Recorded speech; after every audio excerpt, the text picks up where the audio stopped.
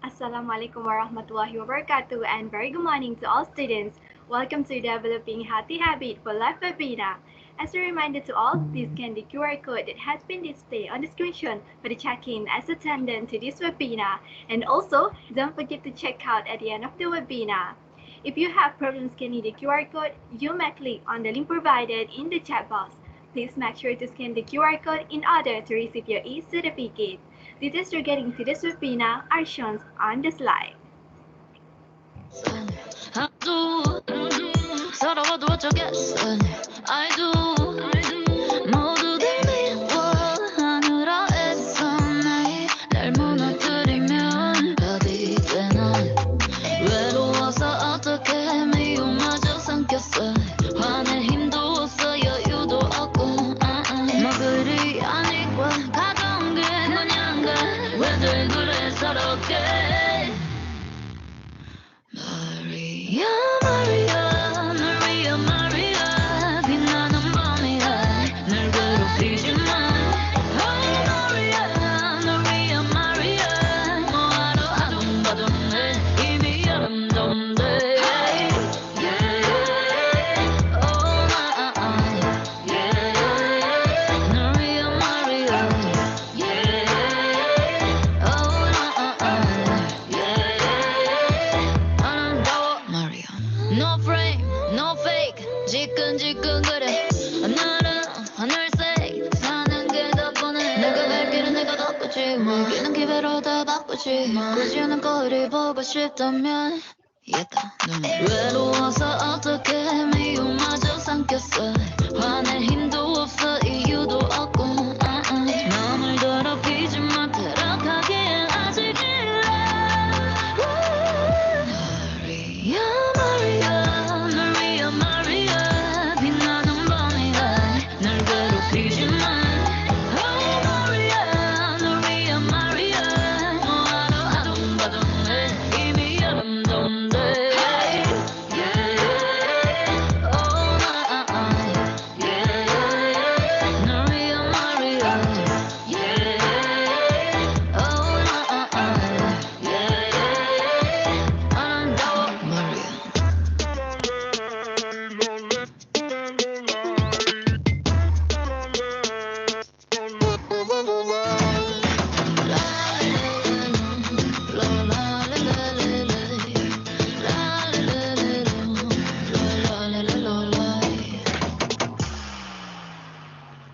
Maria, Maria, the real Maria, 빛나는 밤이야 널 괴롭히지 마.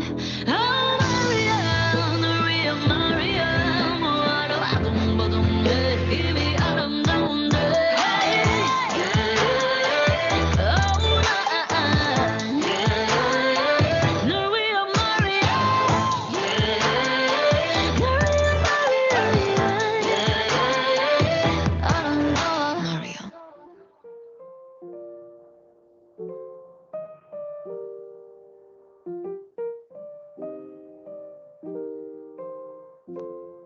Jangan menangis sayangku, ini hanyalah sementara. Berdoalah pada yang esa, terus menahan sabar agar bahagia di sana. Mungkin kau tak pernah sedar, bukalah mata dan dengarkan laguku. Ku coba untuk lepaskan luahan hati ini. Ku disakiti, namun jua kau sedar kau tersakiti. Jangan menangis sayangku, ini hanyalah sementara. Berdoalah pada yang esa, terus menahan sabar agar bahagia di sana. No more alone in the dark. Why should I remind all students to mute your mic as the webinar will now begin. The flow for today's webinar is as follows. We will be having the sharing session, lucky draw, the Q&A session, and lastly, photography session. Assalamualaikum warahmatullahi wabarakatuh and very good morning to fellow lecturers and students. Welcome to the Developing Healthy Habit for Life webinar. Live life out of intention, not out of habit, and a healthy mind is the greatest treasure to find. We would like to give a very warm welcome to all lecturers and fellow students, and especially to Dr. Farah binti Muhammad Fauzi as our speaker for today's webinar. To begin the webinar with blessing from Allah Subhanahu wa Ta'ala, I would like to request a moment of silence and invite Muhammad Amjad bin Sulaiman to lead the Doa recitation. Yang kembali pada pagi ini dengan bacaan Ummul Kitab Al-Fatihah.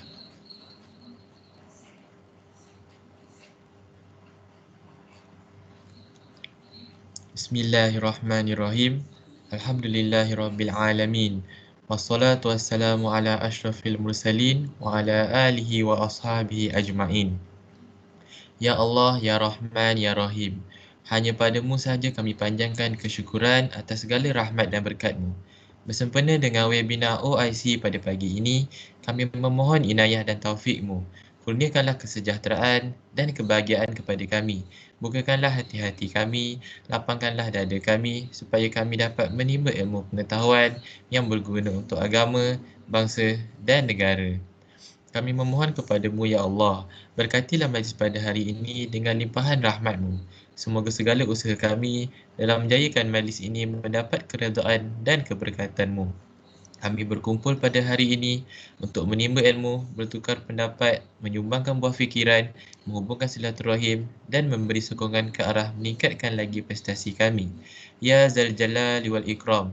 Ya Allah, kami memohon kekuatan darimu supaya kami hadir pada hari ini dapat melaksanakan segala kebajikan dan kami pohon perlindungan dengan Engkau daripada melakukan keburukan. Ya Allah, kurniakanlah kepada kami kekayaan ilmu pengetahuan dan hiasilah kami dengan sifat lemah lembut. Serta muliakanlah kami dengan ketakwaan dan indahkanlah diri kami dengan kesihatan yang baik. Rabbana alaika tawakkalna wa ilaika anabna wa ilaikal masir. Rabbana atina fid dunya hasanah wa fil akhirati hasanah wa qina adzabannar. Wa sallallahu ala Muhammad wa ala alihi wa ashabihi wa sallam. Walhamdulillahi rabbil alamin. Amin. Amin, amin, ya Rabbal Alamin. Thank you, Muhammad Amjad bin Sulaiman, for the doa. May our webinar today run smoothly and be blessed by Allah Subhanahu wa Ta'ala, inshallah. Now, I would like to invite OIC Director Hilal Haikal bin Faizal to give a brief introduction about today's program. Please welcome. Alright, thank you, Ms. Rauda. Assalamualaikum and good morning, everyone. As mentioned, my name is Hilal Haikal bin Faizal. I am the Director of OIC program. For your information, today's webinar is brought to you by the Exco of Student Affairs of the Biomedical Science Club UKM. The OIC program is the first program hosted by us that intends to, firstly, provide exposure and dissemination of knowledge to participants about education outside the textbook and outside the scope of course learning. Moreover, it is to provide an opportunity for any individual to share various aspects of knowledge that can help the participant in life. And lastly, to encourage the dissemination of knowledge through the field of presentation. Today, the OIC program will bring to you a very interesting topic to be covered by an expert entitled Developing Healthy Habit for Life.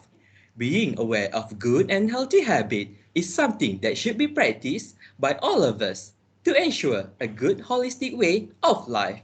As we say, a healthy mind is the greatest treasure to find. Thank you and enjoy the webinar. Alright, Ms. Rauda, back to you. Thank you to our Director Hilal Haikal bin Faizal for the information. So, before we move on further, let us spend some time to get to know a bit about our fierce looking but actually very lovely lecturer, Dr. Farah binti Muhammad Fauzi. A quick overview on Dr. Farah educational background. She has a Bachelor of Science in Biomedical Science at University Kebangsaan Malaysia, Master of Science in Sports Science at University Science Malaysia, and PhD in Exercise Physiology at University of Glasgow, United Kingdom. Dr. Farah has always spotted her calm and positive vibe. Did you guys know that Dr. Farah can actually do yoga? Yes, guys, it is so inspiring to see. And now you know how she's kept that confidence and youthful look on her. I'm telling you guys, she is never aging, guys.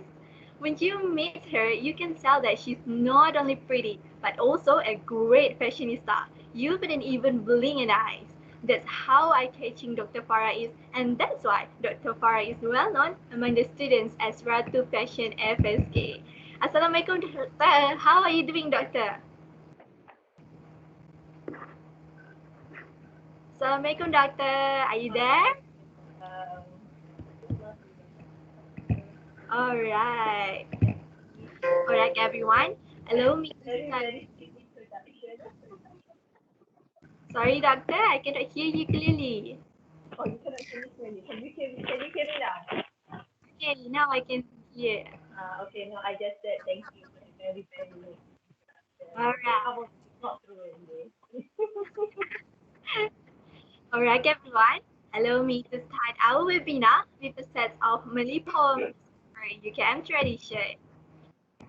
Datang puan, datang cirana, datang bido Seri Rama, datang puan, datanglah nyawa, datang duduk bersama-sama. Without wasting any more time, I would like to call upon our speaker for today, Dr. Nofara, to begin with her sharing. A gentle reminder to all students to mute your mic as the webinar will now begin. Alright, Doctor, if you're ready, with the word Bismillah, the platform is yours. Thank you, Miss Auntie. First of all, hi Hilal. Hi, Doctor. Good morning to the organizing committee. Good morning to all of you who is attending this webinar. First of all, I would like to say thank you for the invitation, for inviting me to speak at this event. I hope I will not disappoint you. And to everyone else around here, I would like to say congratulations. Not thank you, but congratulations for taking the time to spend a little bit of your morning to be in this webinar, to hear the things that I will be sharing with you today. So niat saya ikhlas untuk berkongsi pengalaman, bukan untuk mengajar, tetapi to share some of the good habits that I have picked up throughout the years and have worked for me and also for other people. So I'm sharing good things. Niat saya untuk share good things so that you, so that these habits or these behaviors that can benefit you in the future as well. All right. So, okay. After that, I lost my train of thought. Okay, I guess I can start sharing my screen.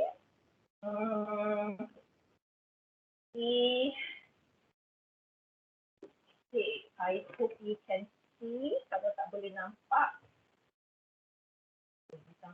if you cannot, at any point, if you cannot hear me clearly, so saya minta organizing committee please interrupt me and tell me that there's something wrong with my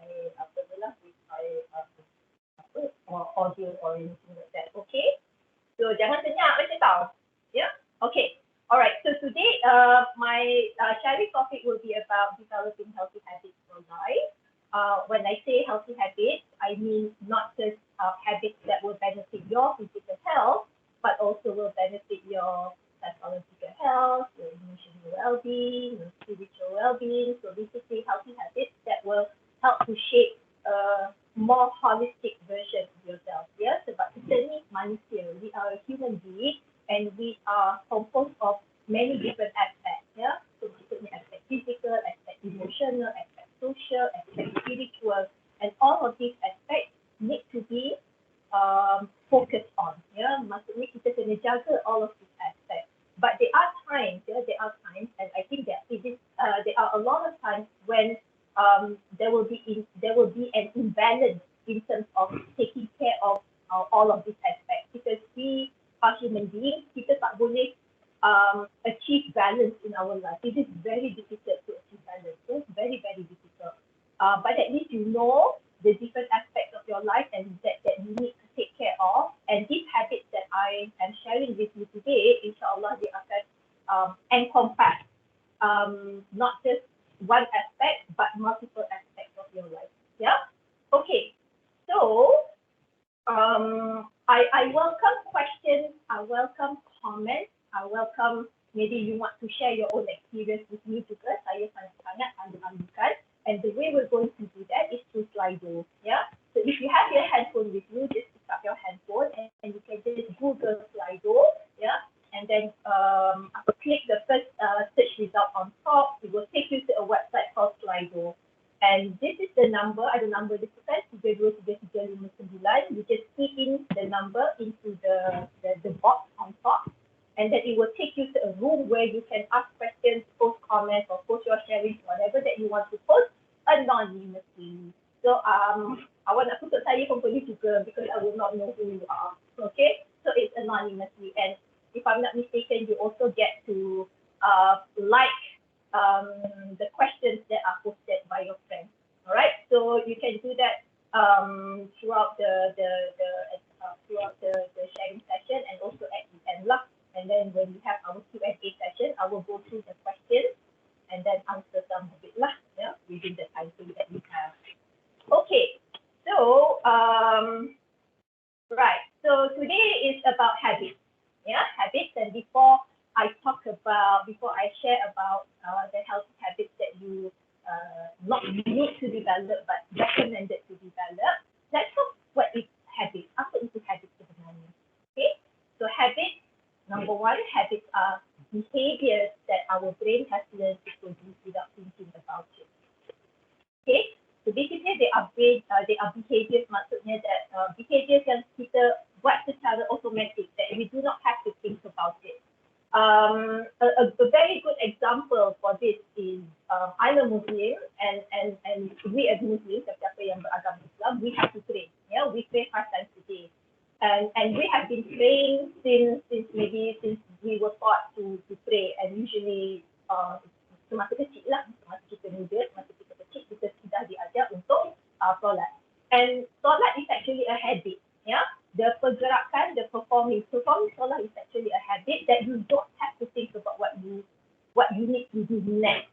Perasan tak, when we go into solat, we start thinking about other things, but we go through the motion automatically, which is bad because you're not pushing. You're thinking about other things, but you are in solat, but and you still performing the solat, you still performing the motions, ruku and sujud and everything, but you're not thinking about what to do next. Everything just goes automatically, and that is habit. Yeah. Why it becomes a habit? Because it is repeated many times. So habits need to be repeated. So it's either by voluntary repetition or forced repetition. Paksa, ataupun you do it voluntarily. So you need to repeat behaviors. Yeah, you need to repeat behaviors. And when that behavior becomes something that comes naturally out of you, automatically without you having to think about it, then it becomes a habit. Alright? And habits take an average of 66 days to stick with you. So 66 days. I'm sure maybe some of you have heard because it takes 21 days to develop a habit. Actually, 21 days is the minimum time to develop a habit. But on average, it can go between 66 days to 100 couple of days. So it depends. It depends on how often we repeat the behavior. How often we repeat the behavior, how are we responding to that behavior. Sebab kadang-kadang there is a certain behavior, that good behavior that we do not like, but we force ourselves to repeat it. And if it's something that we do not like, then it will become very difficult to build the habit. Contohnya makan oats, for example lah. So I hate oats. I hate oats. So it's not a habit. It is not an easy habit for me to develop, for example. So the time for us to develop a habit until it sticks with us will vary. Some habits will take very short time. Some will take longer. Again, it depends on our intention and juga how our affinity towards that behavior. Alright. So what I will be sharing with you today, like I said, is those habits that I have learned to pick up long time ago, some time ago, and also there are also habits that I just picked up recently. Yeah, recently, and I find that this habit has really benefited me. Kalau if I have picked them up for a long time, so they have really benefited me until today. And the ones that I have picked up recently, I do feel the changes or the benefits. So it's apa ni lah. So saya nak share dengan awak semua, so that it will benefit you in some ways. And I want to say also, before I dive further into the sharing, this habit may seem to you, macam how to say, irrelevant, or maybe they don't seem that applicable to you right now. Right now, maybe at this stage of your life, maybe you feel that I don't need to develop this habit yet because I don't think it will bring any benefit to me. But that's okay, because that is not wrong. Maybe you're just not prepared to do it, and maybe at this point of your life you are very comfortable with your surrounding, with your environment, with everything that is going around you. You are very comfortable, and you feel that I don't need to pick up any additional habit that will bring me benefit because everything is working fine for me right now, and that's okay. That's totally okay. But I want you to know that what I'm introducing to you is not habits that you need to pick up right now, ataupun they are not habits that are only applicable to you right now in this university period. No, they are habits that should stay with you for the rest of your life, because these are good habits that will ensure the overall well-being. So bukan hanya untuk period semasa di university ataupun untuk period semasa early adulthood, but it's for your entire life, for as long as you live. Alright, so personally, I would recommend that you develop this habit earlier on. That you develop this habit earlier on, so that when you get into adulthood, when life starts to get messy, and life will get messy. Life will get messy. I'm not trying to scare you, but that is just how life is. Life will get messy, and don't wait until when life gets messy, that's when you want to take control of your life. So take control of your life now. Like, learn how to take control of your life now, so that when you start adulting, when you start to become adult, then you are much more in control of your life. And so when bad things happen to you, or when you struggle with life, or when you feel that life is acting against you, you are much more in control, and you already have your good habits in place. Okay? And consider yourself very, very fortunate, because when I was your age, when I was in university, when I was your age, I didn't have a Dr. Farah Fauzi to share her healthy habits with me. I did not have anyone to share. I did not have anyone come and share with me their healthy habits. I learned this on my own, from my own reading, from my observation of other people, and also sharing with other people. And now I'm paying it forward. I have benefited from this sharing. I've benefited from this knowledge. So it is my duty to share it forward. To share it forward, so it will benefit others. And if you find that it has helped you, then it becomes your duty to share it forward. Okay? So if they seem irrelevant to you at this point of your life, it's okay. But I hope you will jot it down, write it down, keep it safe, somewhere safe, that you can have access to it later in your life. So when you are faced with difficulty, or when your life gets messy, when you're struggling with something, maybe it's time for you to revisit this habit, and maybe must have to think of me. Dr. Farah, alright? Okay. So the first habit I would like to share with you is make time for physical activity. So this is the first habit that I will always share.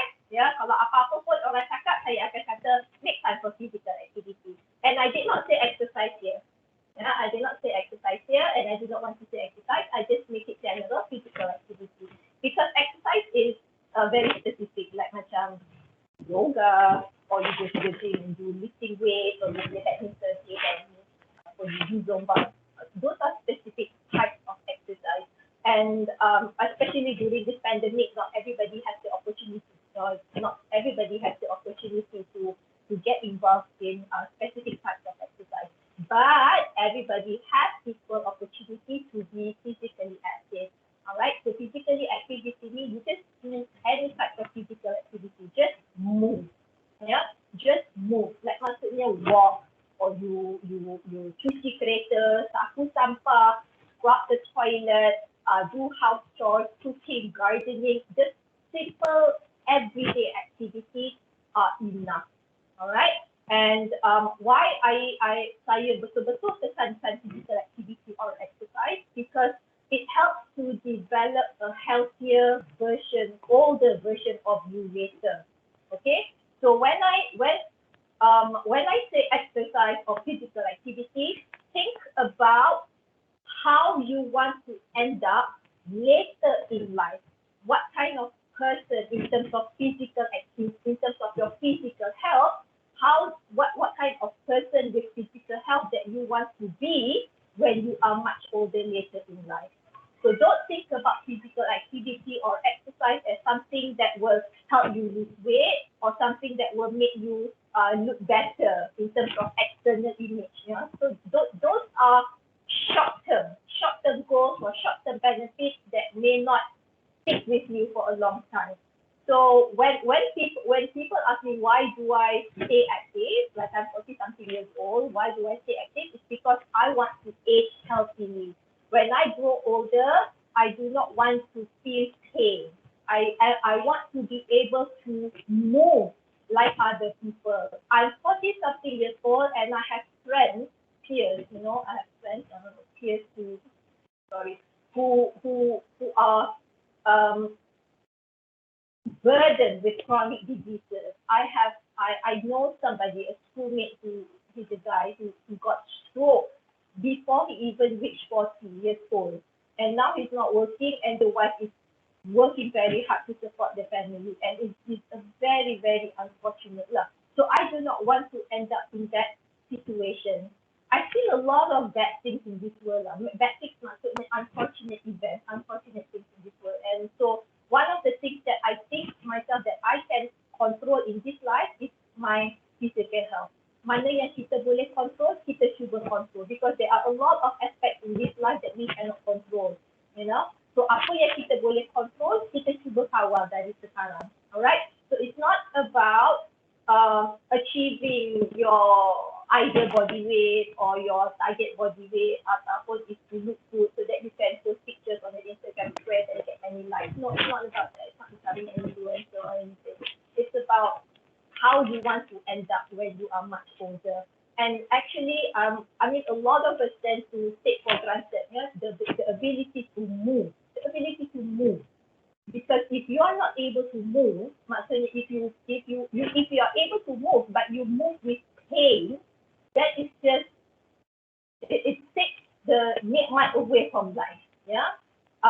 Because there are times when I injure myself during exercise, if I did too much, I hurt my muscles or whatever, and then it will severely affect my mobility, my pergerakan, and also my range of motion. Sometimes there are times when I cannot perform solah properly. Maksudnya I have to sit on a chair to perform my solah because my hamstring would hurt so bad. And that is just, and that just takes away the nikmat, maksudnya the nikmat lah from performing movement. So and that's what I do not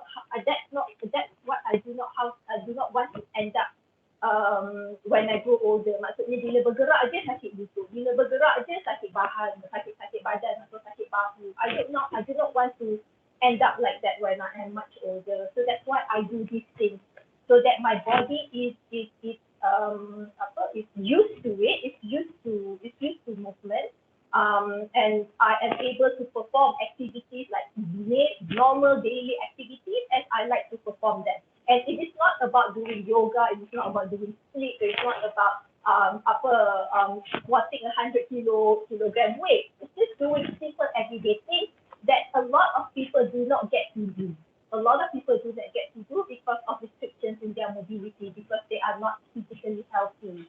Yeah. And also I would like to say to tell you that the benefits of exercise is actually at the molecular level, the cellular level. So if you remember physiology, kita human body, we start with cellular tissue level, we go to organ, from organ we go to system, from system then you get the human being body.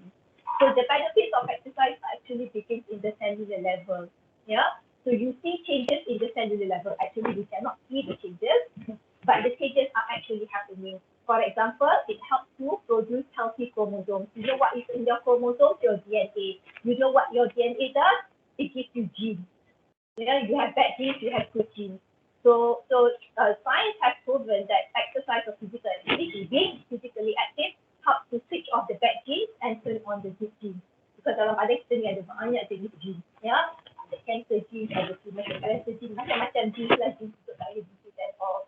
So it's a matter of turning off the bad genes and turning on the good genes. And science has proven that physical activity helps to turn on the good genes and turn off the bad genes. So the changes actually happens at the molecular level. So it's not about losing weight. So when you perform, when you are physically active or you exercise and you see you not dropping weight, so do not feel demotivated. Do not think that it is not working for me, that the exercise is not working for me. It is working for you. It is. It's just that you cannot see them because the changes are at the cellular level. When the changes are at the cellular level, then it goes to the tissue level. When it goes to the tissue level, then you see changes in the organ. When you see changes in the organ, you will definitely see changes in the system. So it's all happening inside of you. All right. So don't think about, oh, if I don't lose weight, then it's not working for me. Just keep on doing it. Okay. And another thing that I would like also to touch on is autophagy. Yeah, autophagy is the ability of the cells, of our cells, to rid itself, to clear the kawasan sel. Tu satu sel, dalam sel ada cytoplasma, ada endoplasmic reticulum, ada nucleus, and everything kan. So inside the cells there will be, because the cells bermetabolisme kan, dia melakukan metabolisme, so there will be always metabolite byproducts that will be accumulated in the cell that will be not good for the cell. So autophagy is basically the ability of the cell to clear itself, yeah, to clear itself from all these bad things or these bad metabolites. So maksudnya dia bersihkan rumah. So imagine we have a house, we live in a house, we always clean our house. So the cell is also the house, all right, the house for the DNA, the house for the chromosomes. And the cells must always keep the cells clean and healthy for the nucleus, for the chromosome. So autophagy is the ability to get rid of all the bad things lah, maksudnya bad metabolites, the unhealthy metabolites, the metabolites that can harm us. So it helps to clear the harmful substances that are in the cell, in the cell surrounding, so that it ensures the healthy condition of the cell. And I'm talking just one cell. How many cells do we have in our body? Trillions. So exercise has been shown to, or just being physically active has been shown to stimulate the ability of the cell to keep a healthy, clean environment, to keep a healthy house. You do not want to live in a dirty house, ataupun in a very messy house. You do not want to live in that. So yourself also do not want to live in that kind of environment. Right? So there are a lot of other benefits, but what I want to show you is that the benefits start at the molecular level, at the cellular level. So contohnya macam pokok, kalau if our pokok, macam di tanah pokok, and then you see that the leaves are getting yellowish ataupun brown, you don't immediately water it, because it may lack of water, but apa yang lebih penting is to look at the roots. Maybe the roots are rotting, maybe the roots are infected with parasites ataupun fungus. So you need to go down to the roots to make sure what is the problem, so that then you identify the problem and your plant can be healthy. So when you know the problem, you manage the problem, so your plant can go healthier. But if you don't identify the problem, if you don't go to the roots, you will not manage the problem well. So sama juga exercise. So exercise exercise, dia punya benefit is down to the root, down to the cell. The thing is, we cannot see these benefits. We cannot see them. How can we see them? We cannot microscope ourselves. But be sure that these changes are happening. Even if you don't see changes on your physical self, ataupun in terms of weight especially, please be sure that these changes are actually happening. And these are not just changes in certain parts of the cell, but they also include the cells in your brain. And that's what we want. Okay? So move more today for a healthier older you. So think about how you want to end up when you are much older. If you do not want to move when you are older, so don't move now. If you still want to be active when you are older, then start moving now.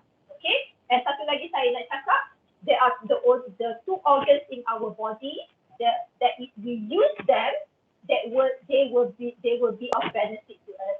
So one is your skeletal muscles, and the other one is your brain tissue, your brain cells. So these two organs, the more you use them, the more benefits they will bring to you. Yeah, the more you use them, the more benefits they will bring to you. Your skeletal muscles, the more you use them, the more they will become more efficient at producing movement. They will become more efficient, they will become more flexible, more stronger. Sama juga macam our brain tissue, our brain cells, the more you use them, the more connections they make, the more synapses they make with other neurons, so that your impulses, your signals are delivered faster from one neuron to another. Then you can think faster, your judgment is better, you are more intelligent, boleh nampak correct and so on. Alright? Okay, so next one, number 2. Seek beneficial knowledge. Alright, so maybe you think, that is not relevant because I'm in a university, I am seeking beneficial knowledge. Yes, you are seeking beneficial knowledge. But please know that seeking beneficial knowledge is a lifelong activity. Yeah, so seeking knowledge should be a lifelong behavior. Maksudnya, seeking knowledge does not have to stop when you graduate from university. Yeah, so when you graduate from university, yes, you have a degree, you have a knowledge, which will help to get you a job or to help you set up a career. But it doesn't stop there. You have to actively seek knowledge to grow yourself personally in terms of professional and also in terms of personal growth. Yeah. So our seeking knowledge does not stop when we graduate from a university. Yeah. And I'll give you a very easy example. Yeah, very easy and very relatable example. Health literacy. I'm not sure if you have heard of this term, health literacy. Health means health. Literacy means knowledge. Yeah, so health literacy is knowledge about health. Now, health literacy is a problem in Malaysia because a lot of Malaysians have low health literacy. Yeah, maksudnya knowledge tentang kesihatan. So it's low health literacy because a lot of these people who have low health literacy, they come from low socio-economic background. Maksudnya people who live in poverty, people who do not have educational background, people who have low paying job, maksudnya macam not doing well in terms of financial. They don't have the educational background. Their parents also do not have the educational background. The people surrounding them also do not have the educational background. So these are the group of people who tend to have low health literacy compared to other groups of people in Malaysia. And it is very common to find people with low health literacy. Very, very common to find that these people are often burdened with chronic health diseases like cardiovascular disease, heart disease, type 2 diabetes, obesity, and other types of chronic disease. Kenapa? Because they don't have enough knowledge to educate themselves about health. So literacy is about knowledge, having knowledge about health. Knowing where to access information about health, and when they have that information, when they read the information, they are able to understand that information and use that information to benefit themselves. That is health literacy. So it's not just about knowing or having awareness, but also know where to get information And when you have that information, you read it, you understand it, and you are able to apply that information to yourself to improve your quality of life or to improve your whatever aspect that you want to improve.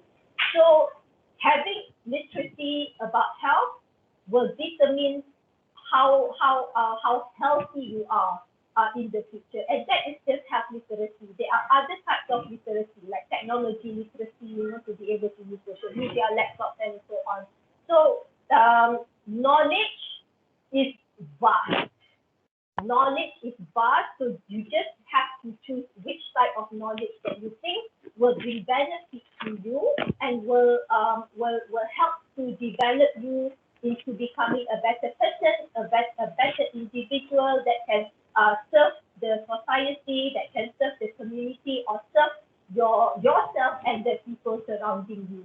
So it has to be knowledge that is beneficial, that can bring benefit to you. Yeah, so choose your knowledge properly, because like I said, knowledge is vast, yes, but you need to know which knowledge is beneficial, because tidak semua knowledge is beneficial. Yeah, so choose your knowledge carefully, work on that knowledge, and it doesn't have to be, when I say seek knowledge, maksudnya it is a continuous process.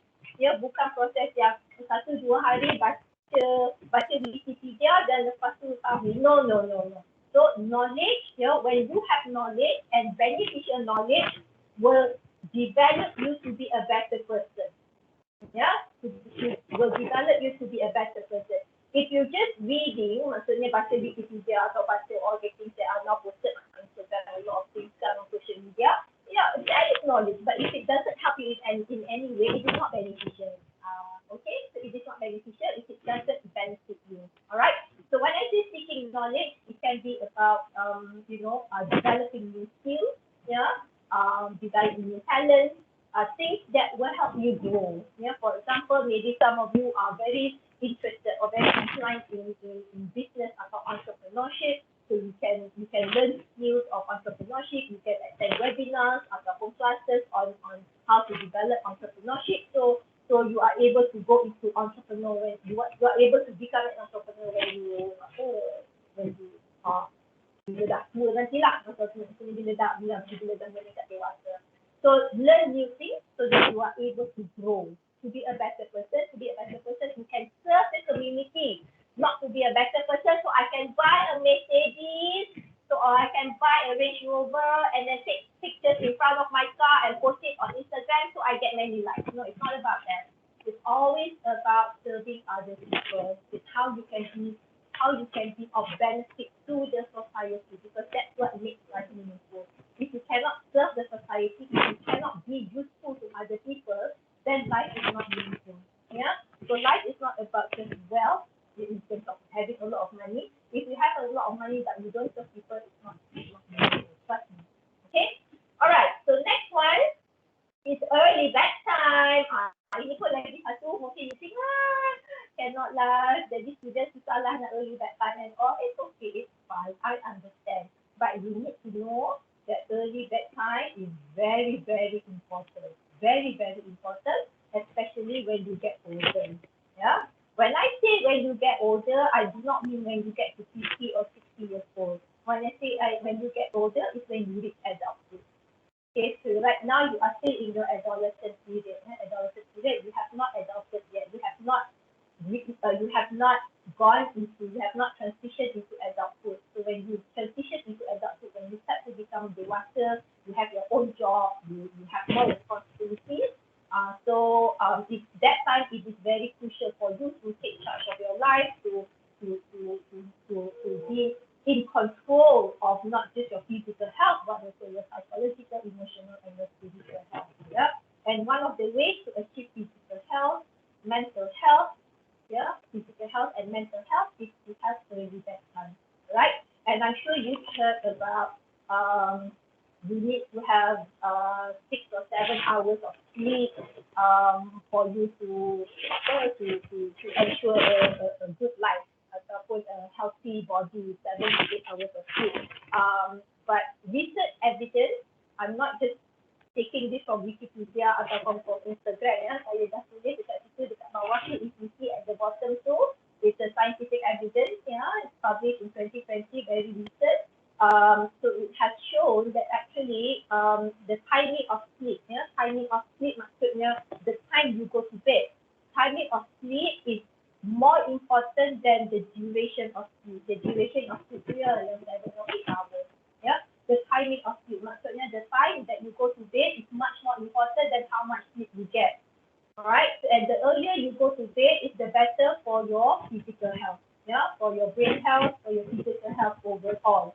Yeah, the earlier the better. But there is belum ada lagi bukti atau evidence yang mengatakan that a specific time is the best time to go to bed. Yeah, so right now they have not found yet. But they say the earlier is the better. Yeah, the earlier the better for our health. Alright, and you need to be consistent. Yeah, sleep consistency is also important in determining your health.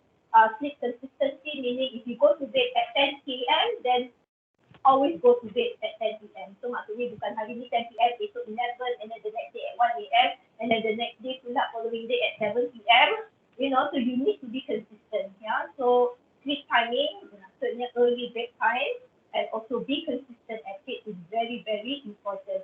You may not see the result now, you may not see the benefits now, but actually you can. If you practice it, you can. But what you need to know is our sleeping habits actually play a very important role in our physical health. Yeah, so saya dah letak dekat situ cognitive function, how your brain functions, your brain, your thinking, your judgment, your intelligence is your cognitive function.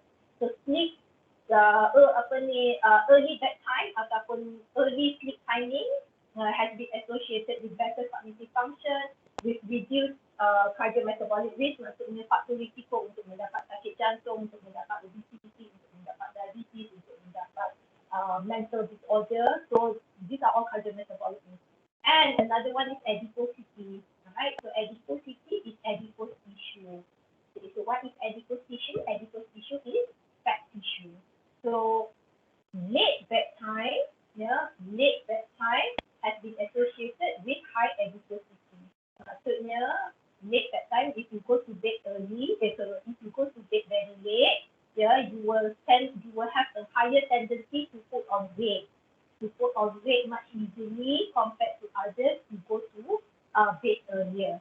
Alright, so make it a habit to go to bed earlier. Yeah, so I do not say that you have to go to bed at 9 p.m. or 10 p.m. Just work at where you are right now. So let's say right now you go to bed at 11 p.m. or let's say you go to bed at 12 p.m. at midnight. So you want to start to develop going to bed earlier. Maybe from 12 p.m. you go to bed at 11:30. So make that a habit. You know, be consistent, and then from 11:30 you want to make it slightly earlier. Then you go to bed at 11. So work your way down lah. Work your way down. I normally go to bed now around 10:30. I don't function after Isha prayer. Yeah, and kalau ikut as a Muslim, we believe as a Muslim, siapa yang agama Islam, we believe in the sunnah of our Prophet Muhammad sallallahu alaihi wasallam. Everything that he does is always good things, yeah.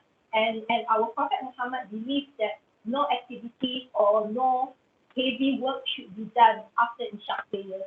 So our Prophet Muhammad retires early in the night. He retires early in the night and he wakes up early. I will talk about it.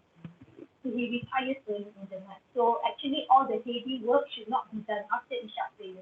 Your study or your assignment, whatever, should not be done after Isha, because by that time your brain is already tired. Your brain is ready to go into for relaxation, into rest and for repair mode.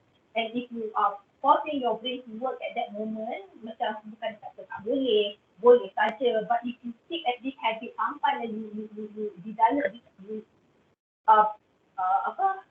you do this habit for many years, then it's not going to be good for your health in the future. Yeah, and there's a lot of things that I can talk about sleep lah. Sebab sleep ni maybe little bit about sleep. Sleep has 4 stages. Yeah, the first stage is the macam tidur secara tidur is that the first stage. The second stage is the light sleep. So you are sleeping, but you are still quite sensitive to the sound and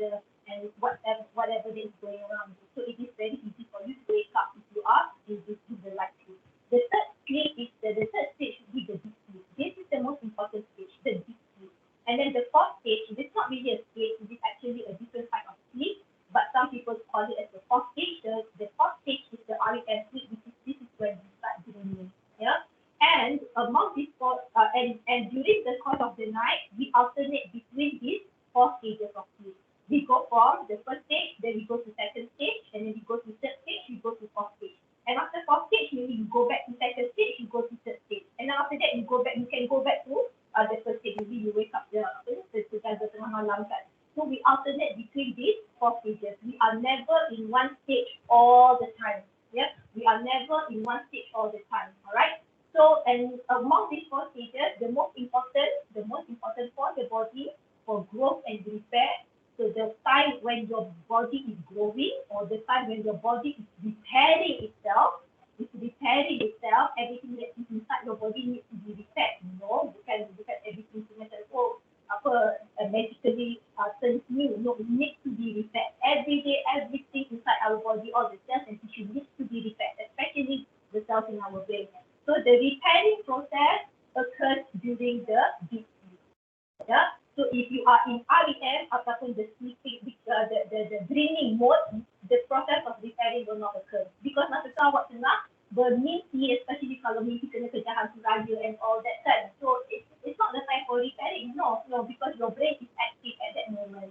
Light sleep is not for repair. It's not enough. The stage is not enough for repairing process to occur. So the repairing process needs to occur in the deep sleep. And the way for you to, and science has shown that the earlier you go to bed, the more time you will spend in deep sleep. So if you go to bed after midnight, the time for you to be spending in the deep sleep too will be shortened. Yeah, will be shortened, and you tend to spend a lot of time in the dreaming state. And dreaming is not good. It's not when your body repairs itself. Yeah, dreaming is usually associated with learning and also with consolidating memory. All right, but you want to be fresh the next day. You want your body to heal. So so when you heal yourself every day, so imagine your health when you get older. So because these benefits will accrue, we accumulate from day to day, month to month, year to year. So what you do today, when you go to bed early bedtime and you keep consistent at it, you will see the benefits 10 years down the road. Yeah. So the benefit to your physical health, to your brain health, and everything else lah. Banyak sana benda. Okay. So early bedtime. And of course, from early bedtime, when you go for early bedtime, you will be able to rise early in the morning. You will be able to wake up early in the morning. For example, if you go to bed at 10 p.m., yeah, automatically your brain or your body will wake up at 6 a.m. in the morning. Because from 10 p.m. to 6 a.m., that is 8 hours. So 8 hours is enough lah. It's enough for you. All right, and of course lah. When you wake up in the morning, I really recommend students lah ya untuk study, kalau nak belajar ke atau to do assignment or whatever, do it in the morning, in the wee early hours of the morning, bukan pukul 8 pagi tau, like at 6 a.m. Yeah, 6 a.m. I personally find that when I do work at early in the morning, like between 5:30 and 6:30 too, that is the time when my brain is so quick, that my brain speed is so fast that I'm able to accomplish my task in a short time. Compared to if I were to do it like in the afternoon or later in the evening, it will take much longer time. So my brain is so quick. Maksudnya dia sangat cekap, very efficient early in the morning. So use that time, maximize your brain power during that time. And it's not hard to wake up in the morning. If you go to bed early at night, it's not hard to wake up in the morning. And it has to be, like I said, it has to be a habit. Mungkin pada awal tu susah nak bangun, but if you develop it to be a habit, of course you get used to it. Of course, as a Muslim, you need to wake up for Fajr. Yeah, and I truly believe that there is a barakah in the morning. Maksudnya the waktu Fajr atau waktu subuh tu, there is a lot of barakah in it. So that's why if you seek knowledge at that time, you do your most important thing of your kerja kan, macam study atau do assignment, you will tend to get a lot more out of it, compared to And also, your whatever that you do in the morning, like early in the morning, will set the mood for the rest of the day, will set the tone for the rest of the day. So I encourage that you have a productive morning routine. A productive morning routine maksudnya you do something when you wake up in the morning, you do that thing every single day. Like every time you wake up early in the morning, you do that thing and you achieve that thing, you achieve that routine, and it will give you this sense of achievement. Like early in the morning, you already have that sense of achievement and you feel good about it, and then it will motivate you to do other things. Maksudnya, okay, so I'm done with this, I've got my routine down, so what next? What am I going to do next? So it will give you that sense of achievement and motivation to do more things, to do more beneficial things during the day. Yeah, and if things did not go well during the day, you still have that morning routine to hold on to. Maksudnya, like macam saya, my morning routine, okay, so let's go to 2020 rule. So 2020 rule is created by Robin Sharma. For me, he wrote a book about the 5 a.m. club. 5 a.m. club is sort of like a group of people who woke up every day at 5 a.m. and they tend to be successful lah. So the 2020 routine according to Robin Sharma is 20 minutes of exercise, morning exercise, 20 minutes of meditation, yeah, and 20 minutes of reading, maksudnya seeking knowledge. So you can adopt this routine into your morning routine. So but it is up to you. You can adapt it to however you like it. Like for me, 20 minutes for meditation and 40 to 60 minutes of seeking knowledge, of reading or just belajar ilmu. So my 20 minutes of meditation, Dr. Farah buat meditation, buat yoga ke? No. My yoga is always later. I don't do yoga early in the morning. So my meditation will be my subuh prayers lah. Yeah? So my subuh prayers, that is my meditation. So it's quiet. So I get to meditate. I get to be alone and calm peace. So that is really important to start your day with peacefulness. Yeah, to start your day with peacefulness. And then I will go into my routine of reading, for listening to podcasts, and just do whatever that has something to do with knowledge. Yeah. So that is a perfect routine for me. Yeah. If I want to exercise, I will exercise later. So that is not wajib for me lah. If I have to food, I will do it. So, and if let's say the rest of the day does not work out for me, ya maksudnya I get all these problems lah macam inilah semua jadi, semuanya tak jadi, at least I did my morning routine, I achieved my morning routine, and that is good enough for me. Yeah, because not every day is a good day for you, not every day is a bad day for you. Right?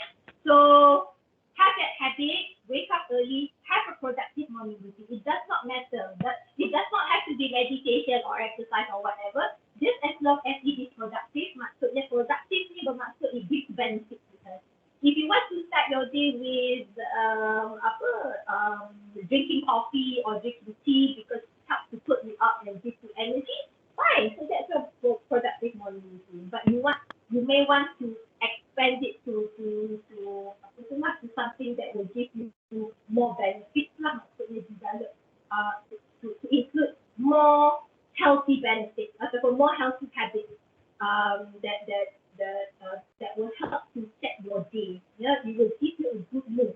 It will help to boost your mood. Just imagine you bangun pukul 10 atau 11 tengah hari, kan? 11 petang. I don't know lah, 11 petang ke pagi, tengah hari ke 11 pagi.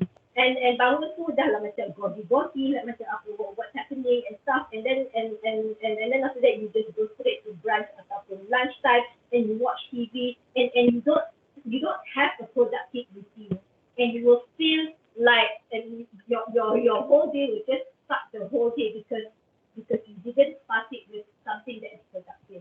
Alright, so wake up early everyone.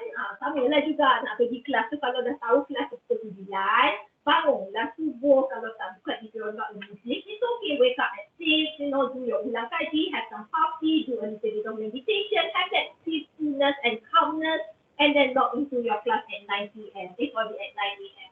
Janganlah kelas pukul 9, lepas tu bangun pukul 8.45, tak mandi, tak apa, just sikat rambut pun kadang-kadang tak, and then pukul 9 a.m. you are in front of the computer, you have no idea what's going on. You are not preparing yourself to seek knowledge. And for you to seek knowledge, for you to learn, you have to equip yourself. You have to prep yourself first. You have to prep yourself first. So don't take knowledge lightly. Yeah? Don't take knowledge lightly. There is a lot of blessings in knowledge. Okay, so I've got probably another 20 minutes left, maybe. Okay, so number 5, practice gratitude. This is something a lot of us will find difficult to do. But trust me, if you do this, you will feel a lot more at peace. Okay? So don't look at other people. Don't look at other people and tell yourself that other people have it better. The grass is not always greener on the other side. Well, the grass may be greener on the other side for some people, right? But you don't know what type of pesticides atau racun yang digunakan to make the grass look greener. The person could also be spraying green paint on the grass to make it look greener than your grass. You don't know what's going on. So don't just look at the external, like the superficial. You have to know what's going on inside. Yeah? So jangan sibuk dekat hal orang lain lah, saya cakap. Ya? Jangan sibuk dekat hal orang lain dan jangan tengok apa yang orang lain ada and thinking that why don't I have this? I deserve this too. She does not deserve it. She's not a good person. Why does she have it? So let me tell you something, girls and boys. Life is unfair. Life is unfair. Life is unfair to me. Life is unfair to you. Life is unfair to everyone across the world, especially to the Palestinians. Life is unfair, but what are you going to do about it? So if you want to sit around all day moping, moping maksudnya sedih, bukan mop rumah. Moping, thinking that you don't have it and other people have it, then you will feel depressed lah. You will feel depressed, and if that is the kind of emotion, or if that is the kind of psychological well-being that you want, that is the kind of psychological state that you want to be in, go ahead. But you also have a choice. To look at what you already have. To look at what you already have. We human beings, human beings ni memang bodoh sebenarnya. Ya, we tend to not look at what we have, but we tend to see what we don't have. You get it? We don't see what we have, what we always have, but we see what we don't have. So sepatutnya kita kena nampak apa yang kita sudah ada. Dan yang kita tak nampak tu, maksudnya kita tak ada tu, tak payahlah nak nampak. Tak payah nak nampak. Okay, so concentrate on the things that you have. So, if you were to take two pieces of paper, so this piece of paper, you write down your gratitude. Maksudnya thank you for everything. Maksudnya you thank God for all the things that you have. Not you list down, list down bukan thank you for everything. No, tak ada thank you for everything. Apa benda yang everything tu? Start thank you for the roof over my head. Thank you for I still have my parents. Thank you for blah blah blah. Thank you this. Thank you that. Thank you. Thank you. I'm able to go to University Kebangsaan Malaysia while other people do not get to go to university. Thank you. Thank you for having. Thank you for having Dr. Farah. Thank you for making me attend this webinar by Dr. Farah. So that will be, the list will be a long list of gratitude. And if you want to take another piece of paper and you write down the things that you don't have but you wish to have, if you write down the things that you wish to have but you don't have, actually it will not be a long list. It will not be a long list. If you really do the exercise, it will not be a long list. But because of you keep thinking about the things that I don't have, you do not look at this list that all the things that you already have. And it doesn't have to be something that is so big. Thank you for the 4 flat that I get last semester. If you don't get 4 flat, so what? I mean, it's not something that you need to be sad about. So thank you that I still get 3-pointer. So you have to look at even the tiny little details, you have to be grateful for. There are a lot of things that we should be grateful for, but we are not being grateful. And you have to start to practice gratitude. What I like to do is before I go to bed at night time, when I lie in my bed before I drift off to sleep, I would just say thank you to God. Thank you Allah for making me a Muslim. Thank you for the food that I get to eat today. Thank you for the pizza that I get to eat today. Thank you for being able. Thank you for making me not sick today. Thank you for this. Thank you for that. And then I go to sleep and I feel a lot better. Although the day might not go well for me, but there are always something to be thankful about. Don't look at about what other people have, please. Yeah, you don't know. People look at you and they think that you are so lucky. You look at other people, you think other people are lucky. So it's a vicious cycle. Yeah. And life is unfair. Yeah, life is unfair. Do not think that life is fair. So life is unfair, and that is it. Period. Life is unfair.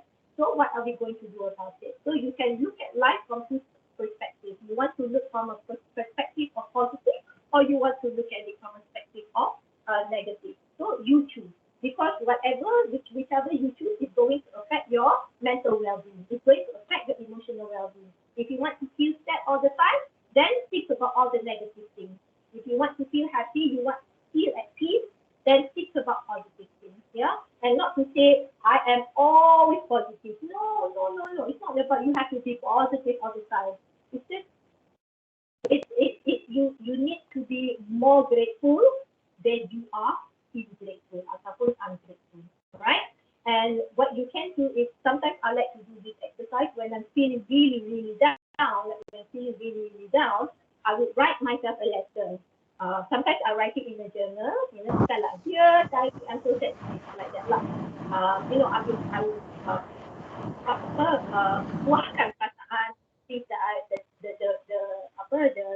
feelings that I'm having, and then after that, I would always write about the good things that are happening to me. So yes, I have all these bad things happening to me, but at the same time, I also have good things happening to me. And what you can do, this is a very fun exercise to do actually. You can Google future me, and there's this website that will allow you to write a letter to yourself. So you can write a letter, nak marah ke, nak whatever ke, but always say things. But at the end of the day, you must express your gratitude. You must express your gratitude, because that is how you get closure. Yeah, that is how you make yourself feel better. Yes, life sucks. Life is unfair. Bad things will happen to you, but there are also good things happening to you, and you need to be aware of this. Yeah, you need to be aware of this. So write whatever that you're feeling, and then you can set the system to email that letter to you, maybe 1 week from today, 1 month from today, 1 year from today, or 10 years from today. And then you will get that letter, mungkin dah 10 tahun atau 5 tahun daripada sekarang, you get that letter and you read it, apalah Farah ni, benda-benda kecil macam tu nak nangis. Okay? So you can try it. It's really fun, and I always feel a lot better when I write myself a letter. Yeah. Sometimes it's just emotions that need to be expressed. Yeah, just emotions that need to be expressed out. And if you have friends to express your emotions, your frustrations, it's good. But if you don't have friends, it's okay. Write it down, pen it down, because it really does help. All right. Okay. The last one, we read a page a day. This is an extension of a subset lah. Yeah, a subset of seek knowledge. Yeah. So when it comes to seeking knowledge, it's something about it's about personal growth. So it's about developing new skills, developing new knowledge. Yeah. Maybe at this time you feel that okay lah, I mean like I'm doing my degree in biomedical science, I'm doing my degree in physiotherapy and whatnot, and degree apa, I don't have time to seek new knowledge. That's fine. It's fine, no problem with that. You can always do that later on in your life. Like I said, seeking knowledge is a lifelong experience. It's not something that you do only in the university. Yeah. But so if you cannot, like if you're not in the position to seek knowledge, yeah.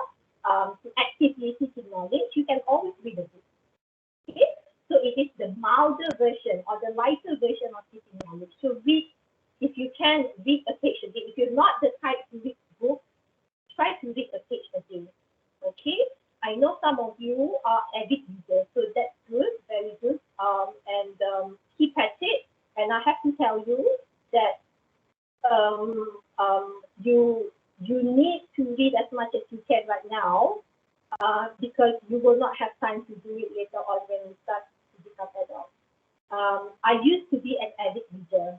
I read a lot. Like I read a lot when I was in high school and also in my university days lah during my university days. But when I started working, when I start to be adult, when I start adulting, I lost the time. Not maybe lost the time, just that I lost the how to say that reading no longer became a priority to me. And I just started to pick up this habit lah. So this is a new habit. It's not a new habit, but it's an old habit that I have left for a very long time and starting to pick it up again. But not for the sake of new. It's not for the sake of seeking knowledge, but just to just to read, improve my language, just to learn new things. Yeah, just learn new things, expand my horizon. And to be honest, it's quite hard for me to do because again habit. Yeah, it's not that I do not like to read books. I love reading books. It's just that some other things have more apa orang kata lebih bukan lebih penting. It's just that I put other things on reading a page a day is quite low on my priority list, and that is something that I really should work on. But yeah, so if you're already at it, good, very good. Keep at it because you will come to a time when you will find yourself that you don't have time to read. I find reading very, very helpful in developing or improving your language skills, especially English language. So bagi siapa antara awak yang antara kamu lah yang maybe you feel that your English needs improving, you feel that your English needs improving, start reading English books, okay? And you can start with anything, with any genre that you like, yeah? It does not have to be self-improvement books, just any genre that you like, just to develop that habit of reading and improve your English language. And why I say this, why improving English language is important is because I'm not sure when maybe some of you are already in your final year and doing your final year project. Some of you maybe are still in your first and second year and all. But when you get to your final year and when you finally when you are at that stage doing your final year project, you will find that all the scientific information are all in English language. Yeah. So basically, a lot of the knowledge out there, yeah, especially the scientific knowledge, they are all in English language. Yeah. Tak banyak scientific knowledge dalam bahasa Melayu atau bahasa Cina atau bahasa lain. Ya, mungkin ada tetapi tidak sebanyak the information yang ada dalam bahasa Inggeris. So when it comes to scientific knowledge, the main knowledge of dissemination, the main language of dissemination is English. So if you don't understand English or you find that it is difficult for you to understand what is being written, then you will lose interest. You will lose interest to equip yourself with adequate knowledge. So maksudnya sekarang sudah masuk literacy, ya. So when you don't understand the language, then you will lose interest in this. So kita tak nak kita jadi ke tingkat yang tu. Maksudnya kita tak nak baca, kita tak nak tahu tentang what is going on ataupun we do not want to know what is good for us simply because there is a language barrier. So start reading now, yeah. Anytime is the better time to start lah, jangan tunggu sekarang tak ada masa sebab nak study ke. Yalah nak study. Itulah nanti bila dah start kerja baru tak ada masa. You have to develop the habit now. And because I am thankful that I developed my reading habit when I was much younger. And a lot of the English language skills that I have right now, like maksudnya the level of English that I have right now is actually because of my reading habits when I was much younger. And I came from a non-English speaking background. Maksudnya my family do not speak English. My mother is Kelantanese, and all my uncles and aunts on my mother's side, they never speak English. They all speak Kelantanese, and I'm very good at understanding Kelantanese language. And my father, the father of my family, we all speak Malay because both of my parents, they don't come from a wealthy family. Yeah, so they don't speak Malay. They don't speak Malay. They don't speak English. So whatever English, the level that I have achieved, like right now, is actually thanks. It's actually contributed lah maksudnya apa disumbang oleh subject membaca or my habit my reading habit much earlier when I was younger. And I read a lot of English books. I don't go for Malay books simply because there are so many interesting books in English than in Malay books. I'm not dissing the Malay books. It's just that there are so many interesting topics, interesting books in English. So that helped me to develop my English language. So and a lot of the things saya tahu pun is because from reading books. So please read a page a day. Yeah, if you cannot read 10 pages, 5 pages a day, just read a page a day. And it takes only what, maybe 5 to 10 minutes. Actually, I'm telling this to myself, not to you. Farah, please read a page a day. Please read a page a day. It only takes me 5 minutes. Okay, this is a reminder for me rather than for you. Okay, so I guess itu sahajalah. So 6 healthy habits. Of course, there are more healthy habits for you to develop. But these are the ones that are quite close to me, very personal to me, and have helped me a lot in improving myself, in taking control of my life. Yeah. Right. So the take-home message would be practicing good habits means you have control over your life. So to practice good habits, especially good habits, they are very difficult to do. Yeah, like I said, macam saya cakap lah, macam waking up in the morning, like go to bed early, waking up very early in the morning, or maybe being physically active. It's not very easy to do. So all good habits are very difficult to do. Bad habits, very easy. Bad habits, being lazy. Oh, so easy to do. So easy to be lazy. You don't have to do anything. Wake up very late in the morning, like wake up in the afternoon, bangun lambat setiap hari, very easy to do. Apa lagi? Smoking, very easy to do. So a lot of bad habits are actually very easy to do, but the good habits, I don't know, for some reason, it's very difficult to do. Yeah, it's against our luck. Yeah, the good things that we do, it is against our luck. So, which is why it can be difficult for us to do. So, if you can develop this habit, if you can practice them every day, you can repeat them every day, it means that you are taking control of your life. It means that you are taking control of your life. So, when you have that ability to take charge of your life, rather than just wait for things to happen to you, and then when bad things happen to you, and then you start asking God, why is this happening to me? Doesn't happen to other people, blah, blah, blah, blah, blah, blah. The thing is, bad things will happen to people, bad things will happen to me, to you, and everyone else. Yeah, but also good things will also happen to people. But at the same time, yeah, regardless whether good things or bad things happen to us, whether our life gets messy or not, whether we are struggling with life or not, we must take charge of our life. We must have control over our life.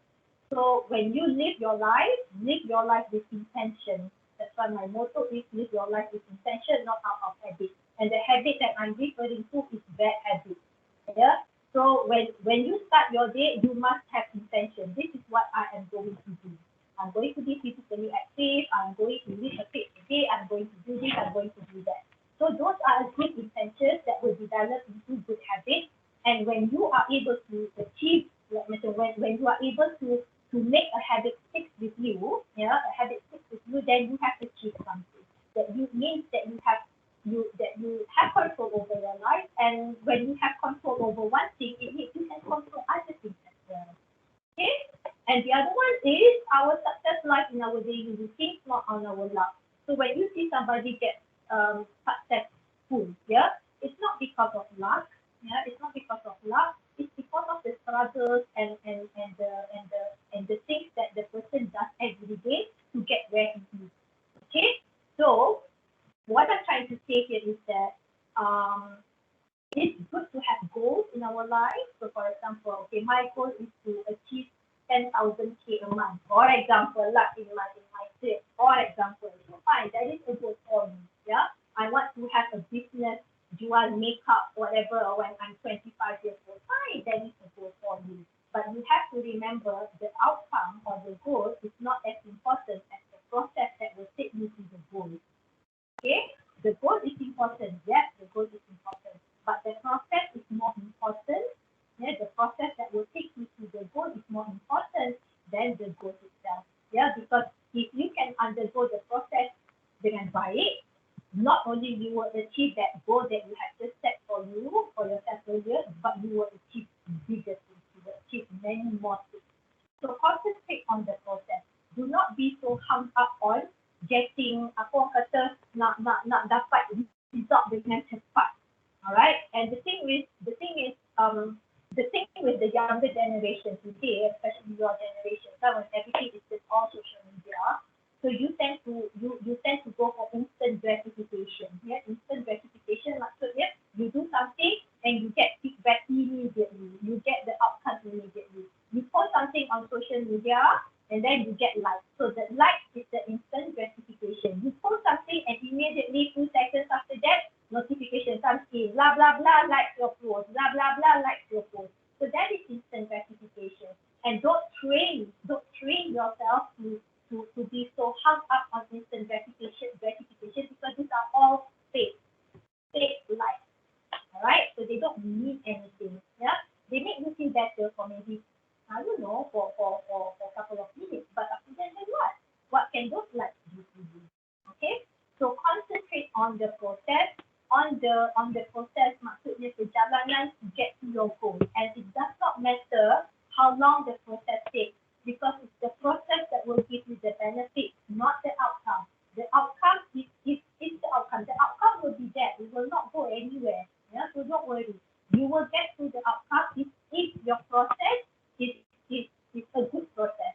If your process is bad, then you will not achieve your outcome, or you will achieve your outcome much later. Ataupun maybe I don't know, you achieve something else that is not of your goal ataupun of your aspiration. So concentrate on the process. So the process bermaksudnya the things that you do every day. Amazon.com, founder of Amazon.com. You think he suddenly got the Amazon.com overnight ataupun macam satu tahun terus jadi boom Amazon.com? No, he started as a one-man show in his garage, and that went on for several years until he got a few other staff, and then itu pun masih kecil lagi. It took him a lot of years to get where he is now.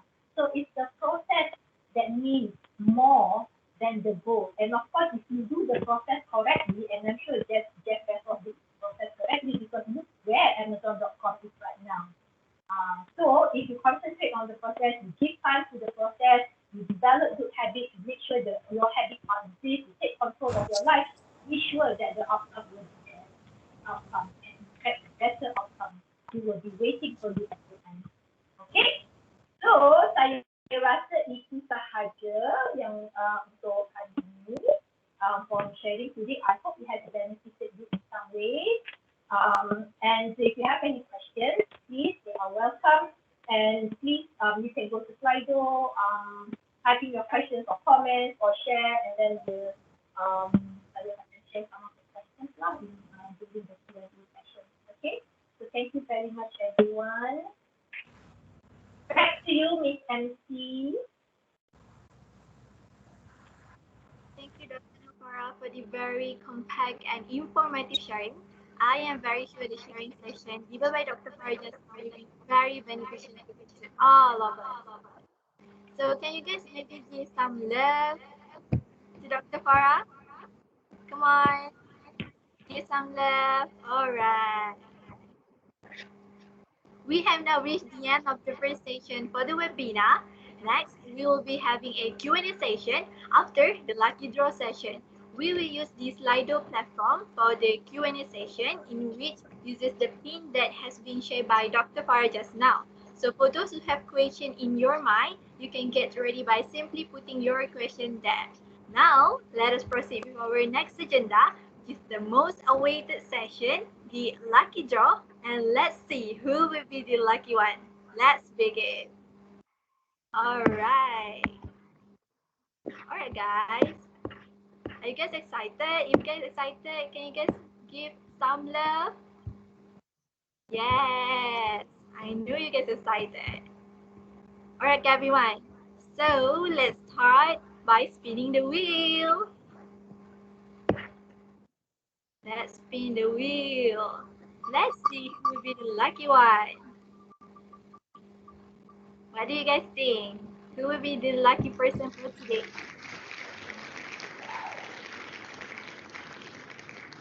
Congratulations, Aina Husna. Calling for Aina Husna. Are you there? Calling for Aina Husna 1. Alright, Aina Husna 2. Yes, Miss. Alright, congratulations. You are the lucky person for today. Alright. Okay, next, let's move on. Let's spin the wheel. Who will be the next lucky person? What do you guys think? Alright, so we have Tom. Congratulations. Are you there? Calling for you, Hugh Chong. You, Hugh Chong 1.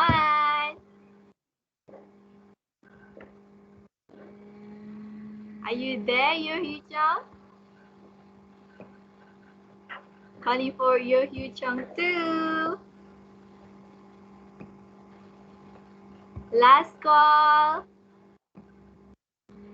Okay, it's okay. Maybe we can move on to the next person. Who will be the next lucky person? I am so excited to know. Let's spin the wheel. Let's see. Are you guys excited?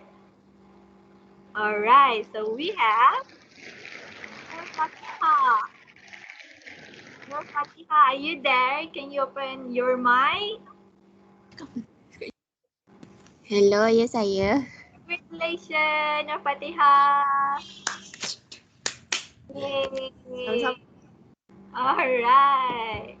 Alright, so next, let's move on to the next person. Who will be the next lucky person? Let's see. So we have, who is the next person?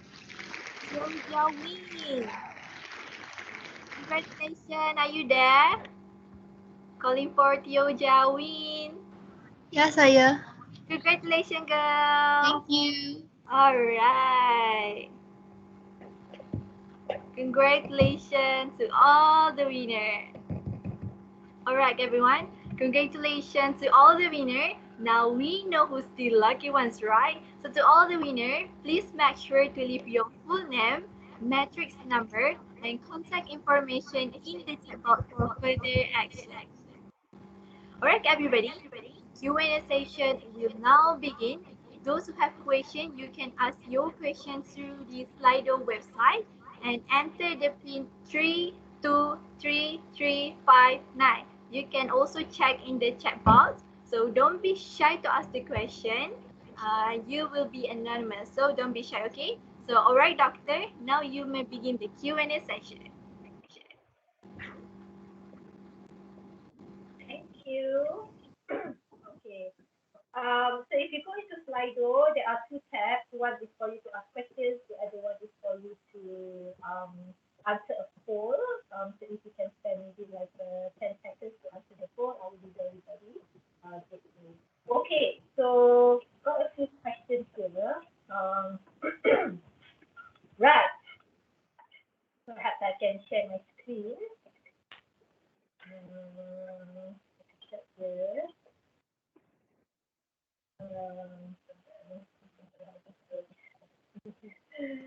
Something interesting question.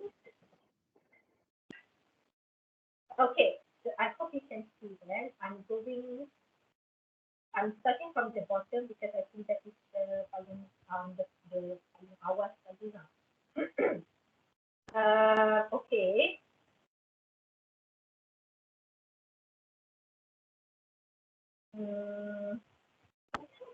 Doctor, what activities you take even though I sleep early in the night, I tend to take a lot of nap in the daytime.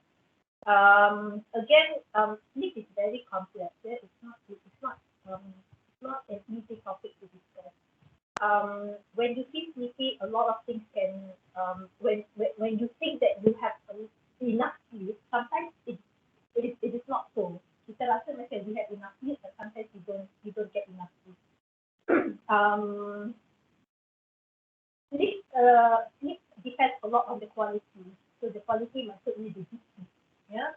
So if you spend a lot of time in the deep sleep, then you wake up. You tend to wake up. You tend the next following day too. You will tend to be more refreshed, and you will feel a lot less sleepier compared to if you spend less time in deep sleep. Some people they spend a lot of time in light sleep ataupun in the dreaming phase. So the dreaming phase is not deep sleep. So it's hard to say lah. It's hard to say that kenapa we tend to feel sleepy during the day. I feel sleepy during the day, so it's not it's not something that is abnormal, and especially as for you students when you have to go for classes, and especially if the class is boring and the subject is boring, will also make you fall asleep. So it's normal. It's normal, okay? But what I want you to know is that for us to be quite refreshed in the morning, to feel refreshed and to be energetic in the following day, and to feel best sleepy in the day, you need to spend a lot of time in deep sleep. So how to spend a lot of time in deep sleep? So so far, science has demonstrated that one thing you go to bed early. The second thing is you need to be physically active because exercise helps to put you in deep sleep. Yeah, exercise helps you to put in deep sleep. And also the type of food that you eat will also help you to help your brain to go into deep sleep better. Yeah. So a lot of things actually influence our sleeping habits. So this will be a homework for you lah. So this will be if you want to know more about sleep and how to improve your sleeping hygiene and sleeping habits, you need to read a lot about sleep. So sleeping knowledge ataupun read a page of sleep. Okay. So apa yang saya belajar ni pun it's not something that I learned from my school ataupun from anywhere. It's from my own reading because I'm really really interested in sleeping and how sleeping shapes our health. So I active research for the information myself. So whatever I'm sharing with you today is from all apa ni lah from my own research ya, bukan diajar dalam sesuatu subjek ataupun subjek khusus tentang sleep. Alright. What is the best time to wake up? There is no best time to wake up. Belum ada lagi. What is the worst time to wake up? I thought it's the best time to go to sleep. So best time to wake up around 6. Okay, 6 a.m. 5 a.m. They say 5 a.m. is also good. I know some friends. I know some people who wake up at 5 a.m. and do their work at 5 a.m. If it works for you, go ahead. So I cannot say what will work for you. You have to try and error. Yeah, you have to try and error. For me, 5:30 is the best time for me to wake up. Around 5:30 to 6 p.m. Around 5:30 to 6 lah. If I am not tired from the day before. Okay, so you really have to experiment. There is no macam you have to experiment what works for you because what may work for me may not work for you and what may work for you may not work for other people. It's all about experimenting. Sebab tu habit ni dia mengambil masa untuk kita develop because we do not know what ways atau what methods will work for you. So please experiment, yeah. Experiment. So maybe you wake up at 6 in the morning, do it for 1 week and see how that goes. If it doesn't work for you, maybe you start at 7 a.m. or maybe earlier than that. So you have to experiment. Doctor, I just sleep early pun in the class feel sleepy. How to manage that problem? Yeah, I guess. Okay, what you can do manage drink coffee ataupun if you don't drink coffee, drink tea. Anything that has caffeine to help you keep awake during class. I understand because classes can make you feel sleepy, especially if the subject is boring or the subject is macam very dry. Kan? So that is normal. I when I go to class, dulu pun class saya always sleepy. So it's normal. So you just need you just need how to know to manage that lah. And one thing that works for me is taking caffeine and to ambil kelas tu berdiri lah. So berdiri, so you start with berdiri and maybe make some movement instead of just sitting down ataupun baring. Of course when you were sleepy, saya pun mengantuk. Yeah. Because sometimes I do attend classes, and I do PT also, so it's normal, yeah. Should we sleep in the dark? Yes, you should sleep in the dark. But if you can sleep when the light is on, it's fine. But you should practice to sleep in the dark. Yeah, you should practice to sleep in the dark because right now you may be able to sleep with the light on, but later on you, for me, when you get older, when you start to have problems sleeping, then you should sleep with in dark mode. Yeah, in dark mode. It's okay, tak ada masalah. Tetapi later on lah kita risau masalah ini akan menjadi this issue can be a problem later on because when we get older, our ability to fall asleep ataupun our ability to go into deep sleep will decrease. Yeah. So there are a lot of things that can influence kita punya quality of sleep, and one of it is sleeping with the light on. So try to practice sleep with the gelap lah. At least you don't waste money on the electricity. Okay, I always try to wake up early in the morning, but if I do that, I will feel like I sleep deprived and cannot focus at all day. Okay, so there are two types of people. One we call as owls, yeah, and owls maksudnya burung hantu, and the other one is early risers. Some people are naturally early risers. Some people are the type who like to burn the midnight oil. So you have to determine what type of person you are, because if you are the owl side, the burung hantu side, so you usually cannot function if you wake up early in the morning. And if you feel that you function better at night, burning the midnight oil, then you are the owl side ataupun the burung hantu. Because I am definitely not the burung hantu type. I am the early riser. I work better in the morning. So if you ask me to stay up until 2 o'clock, 1 o'clock, in fact until midnight also I cannot, because that's not me. Yeah. So you need to identify whether you are the burung hantu or whether you are the burung pipit. The burung pipit bangun pagi kan. So because of that, sometimes for waking up early atau going to bed early may not work for you. So saya tak boleh tahu lah. You need to know yourself, yeah. I have problems with my sleeping schedule. I try to sleep early, but it's so hard to fall asleep. Then I end up waking up in the middle of the night. So this has to do with sleeping hygiene, yeah. Sleeping hygiene maksudnya the things that we do before we go to sleep. Yeah, sometimes if you have late dinner, it will also make you not fall asleep very easily. Macam susah untuk kita tidur dengan senang. A lot of things. So I cannot say because I do not know what are the habits that you do. But you have to look at you need to know. You have to be aware of what are the things that you did that makes you fall asleep. That makes you difficult to fall asleep. And satu lagi, apa tadi saya cakap so sleeping schedule ni it's not something that you can magically develop overnight. Maksudnya bukan hari ni nak ada sleeping schedule, lepas tu besok dan seterusnya terus jadi macam everything just fall into place very easily. No. So it's a habit that you have to develop, and this is a habit that will punya masa untuk develop tu will vary from one person to another. So I cannot say. You need to know, because everybody has different kind of lifestyle. Everybody has different kind of lifestyle, different kinds of food that they eat, different habits. So all this will play a role in shaping our sleeping schedule. Yeah, but one thing I know for sure, having early dinner like before Maghrib, during 7 p.m. will make you fall asleep much faster. Easier during the night, and also exercise really does make you fall asleep easy. Really, because especially if you exercise in the evening, saya suka pukul 5 atau pukul 6 in the evening, and then you will feel tired, and that will really help you to fall asleep much easier.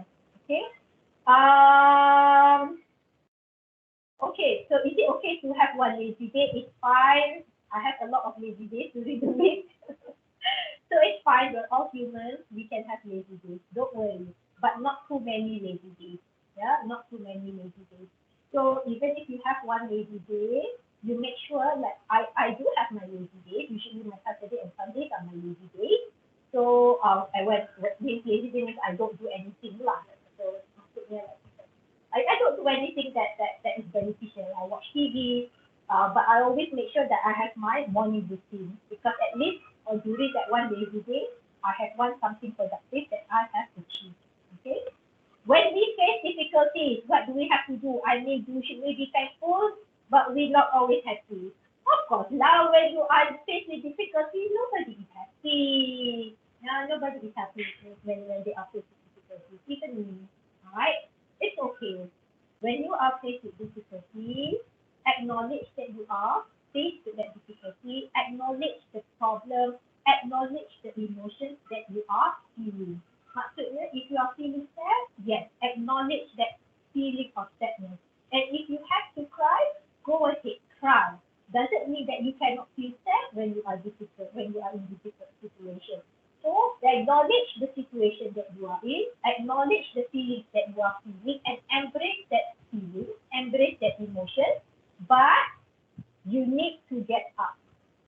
Maksudnya, after all that crying and feeling sadness, you have to get up.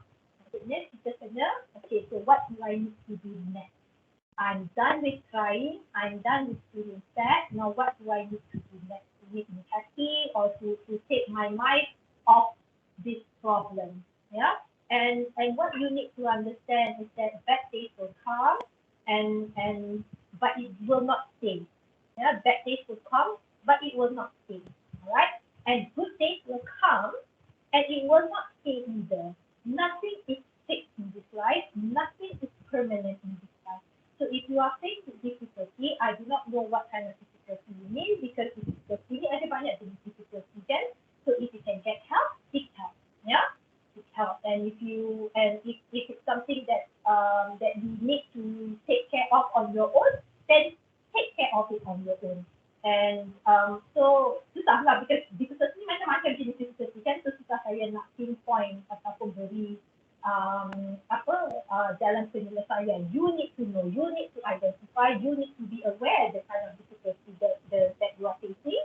And if you need to cry first, it's okay. And after that, stop crying, stop feeling sad, and start to take control of your life. Like I said, take control of your life. You have to take control of your life. You cannot just let life happen. Maksudnya, tak apalah, biarlah, see what happens after this. No, you cannot. You have to take control of your life. Yeah, so you must actively do something, yeah, to help you maybe feel better or to help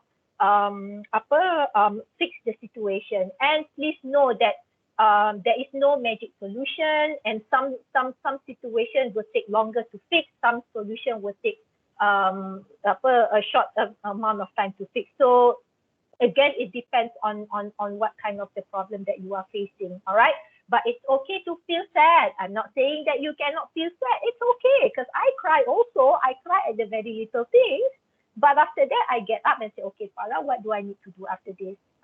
Okay, so take charge of your life. Yeah, don't just sit around, do nothing. I agree that exercising is very beneficial since I've been doing it regularly for the past month and I feel so good about it. Yay! All right, so very good. I'm happy that you share your experience with exercise, and yes, it does make you feel good. Okay, Doctor, this might be of context, but how you can practice to be a multitasker? Because I find it so hard to focus in one thing than so much to do. I'm not sure if you are a guy or a girl, but if you are a guy, it's difficult for men to multitask. For women, it's easier for them to multitask because that's just how women are built or females are built. All right. You need to, when you want to multitask, you need to know what are the tasks that you want to multitask. Okay. And when you want to multitask, you cannot multitask two difficult things at the same time. It has to be one easy thing, very easy thing, and the other one is one difficult thing. All right. So you can spend more energy or more focus towards the more difficult thing, and the easy thing does not require that much energy ataupun attention. You cannot multitask two difficult things. So you need to again plan. If you want to multitask, it needs planning. Bukan saja-saja boleh tiba-tiba magically boleh multitask macam tu. It needs planning. I multitask, but when I multitask, I plan what to multitask first. Okay? So plan. I've been practicing gratitude part since I was in matriculation. It really works. Yes, thank you. I love that sharing. Yeah, very good. And I saw somebody said about he or she used to write in the diary, and then lepas tu bila dia dah baca balik semula diary tu, dia rasa macam apa sillynya saya dulu. Okay. So I tend to give up midway every time I try to develop healthy habits because I don't see immediate effect. Like I said, you don't need to see immediate effects. It's the process that you want. Like I said, ini yang saya kata instant gratification. When you do something, you want the result or the feedback immediately. When you do something, you want people to like your post immediately. No. Don't get so hung up on instant gratification. Don't concentrate on the benefit. So the benefit is the outcome. So don't concentrate on the benefit. Because sometimes the process that will develop you, not the benefit that will develop you. So if you find it hard because you don't see the benefit, then sampai bila lah nak macam tu. So just keep on doing it. Later on, because again, developing healthy habits, like I said, it can take a very long time, especially if you don't like that particular habit.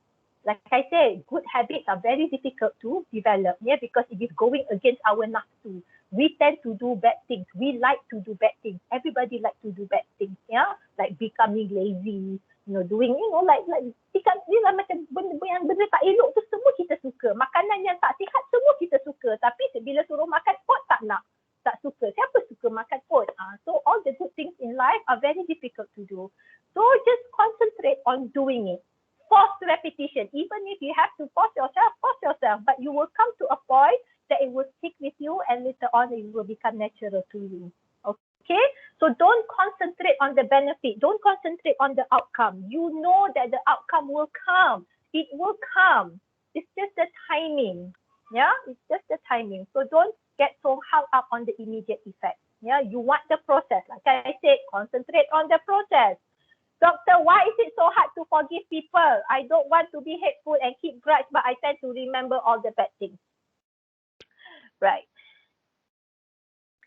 Life is unfair. And there will be times when people will do bad things to you. And the people that will do bad things to you are the people who are often closest to you. Okay? So the people that will do bad things to you, that will hurt you the most, are always the people who are closest to you. All right? So bad things will happen. People will hurt you, and we will also hurt people. We will also hurt other people. So I have been in this situation before when one of the closest people in my life hurt me so bad that I spent many days crying, many days crying, just thinking about it. And it was so hard for me to forgive this person until I came across a book. And the book says that when you forgive a person, it does not mean that whatever wrong that person did to you, like macam habis begitu saja. Maksudnya, it does not mean that when you forgive you, let's say I forgive you, it doesn't mean that what you did to me is not wrong. It's still wrong. But I forgive you because I want to move on. I want to move on. I do not want to have this hatred in me because it's taking me down. It's pulling me into this hole where I feel bad the entire time, and it's not the place where I want to be. So when you forgive a person, it is actually you are doing good for yourself, not for the other person. Okay? So when you forgive a person, it's for you to move on, for you to feel good about yourself, for you to find space in your heart so that you can find you can fill your heart with other things that are positive, that will help you grow, that will make you happy. Because when you keep grudge in your heart, it will fill up the space in your heart. So maksudnya hati awak tu asyik nak balas dendam aja, asyik rasa benci saja. And it's not a good emotion to have. Yeah, it's not a good feelings to keep. So you must take that away. You have to take it away from your heart. And how to take it away is to forgive the person. Maksudnya when you forgive a person, it's not to say I let you go, it's okay, you did whatever you did to me, it's alright. No, it's still not okay. It's still not okay. But when I forgive you, it means I want to move on from you. I do not want to have hatred in my heart because I want to concentrate on more important things other than you and the things that you did to me. So it's moving away from the experience, you moving forward, and whatever the person wants to do, let he or she does it lah. Yeah, whatever happens to that person, whatever happens, you don't have to think about it. The most important thing is we move forward and away from the experience and from the person. Yes, we will still remember whatever that was being done to us. We cannot forget. That's why they kata forgive but cannot forget. It's okay. So we will still remember because of course that experience hurt us so much that we still remember it, and we will remember it until we die. But it's okay because it's a memory, and that memory will still be in your brain, it's stored in your hippocampus. But the most important thing is for you to forgive so that you can move forward. Forgiveness is for you, not for the person. Yeah, remember, it's for you, not for the person. So when you forgive a person, it's not to say that it's okay, what you did to me is okay. No, it's still not okay. But forgiveness is for you to be able to move forward, yeah, and find space for yourself, to love yourself, and to give chance for yourself to grow and to be a better person from that experience. All right? So good luck to you. Doctor can suggest a book that can make us focus. I do not know. You want a book that will help you focus better in class, or you want a book that is easier for you to read and make you focus to read that book? I don't know what you mean. Sama juga, what is the best genre that will make us be more focused? So, okay, if you are asking me what is the if there is any book that will help us to be more focused in our studies or be more focused in our life, I'm sorry, I do not know. Because focus ni dia is very complex kan. But if you're asking me what are the types of books that will make us want to read the book and be more focused in reading the book, then it is up to you. What is your interest and what you like? So read the things that you like. If you like romance, read romance. I love romance. I lived for romance when I was a lot younger. But now I've shifted to more to non-fiction. I like to read about struggles that people face in life, because that makes me feel grateful about my own life, so that I don't wallow and mock around and say that my life is so bad, my life is so bad. I love non-fiction. I love reading about real stories and autobiographies and knowing all the struggles that people face in their life. So it opens up my horizon, so that I know that there are so many things happening out there, so many struggles that people face, but despite all the struggles that we face, we still can rise up to be a better version of ourselves. Okay? I try to do some reading, but I think it's not work for me. Try to read something that you like. Okay, try to read something that you like, and something that will pique your interest. Yeah, that will pique your interest. So you need to know what you like, and gravitate towards your interest. If you like anime, manga, fine, read it. But of course, if you want something that can give you a bit more knowledge lah. Bukan kata baca komik tak boleh, tak ada masalah. But maybe once in a while you want to switch genre, to switch into something that is more, apa orang kata, macam yang boleh mengubah persepsi kita, yang boleh change the way we think and the way we see life. Doctor, I have no questions, but you are so inspiring. Thank you. Thank you so much. I also did write a lot about something when I have trouble my feelings. It did get busted. Yes, I laughed at my old journals. Yes, I mentioned about this. And so you wrote it in your diary, and yes, we laughed at it, kan? because things do get better. Yeah, things do get better. Don't worry. So, how you always look so confident? Can you share the secret? I've always liked public speaking, and so that plays that helped a lot. Maksudnya that is a big contributing factor because I've always liked public speaking, and I like speaking in front of people. But when I say I like speaking in front of people, it does not mean that I don't feel scared at all. Of course, I feel scared. I get nervous. But they say what do they say? They say fake it until you make it. Fake it that you are confident. Sometimes you're not confident, but you have to fake it that you are confident. So that is my secret. Fake it until you make it. How to deal with someone who's always has doubt at you even when you did everything for them? Why do you want to do everything for people? So you know what? That is not your problem.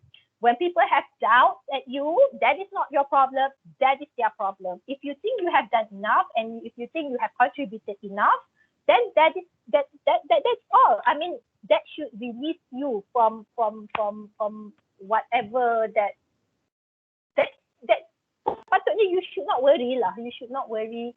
I mean, whatever that the other person is saying, that the person has doubts at you, even though you have done everything for them, that's not your problem. It's their problem. Yeah, because our goal in life is not to it's not to satisfy other people.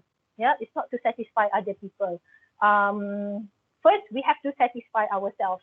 But again, when I say satisfy ourselves, not to the point that you become self-centered ataupun self-absorbed, kita jadi macam orang yang pentingkan diri sendiri. Tak. Yeah, we have to take care of ourselves first before we can take care of other people. Yeah, we have to take care of ourselves.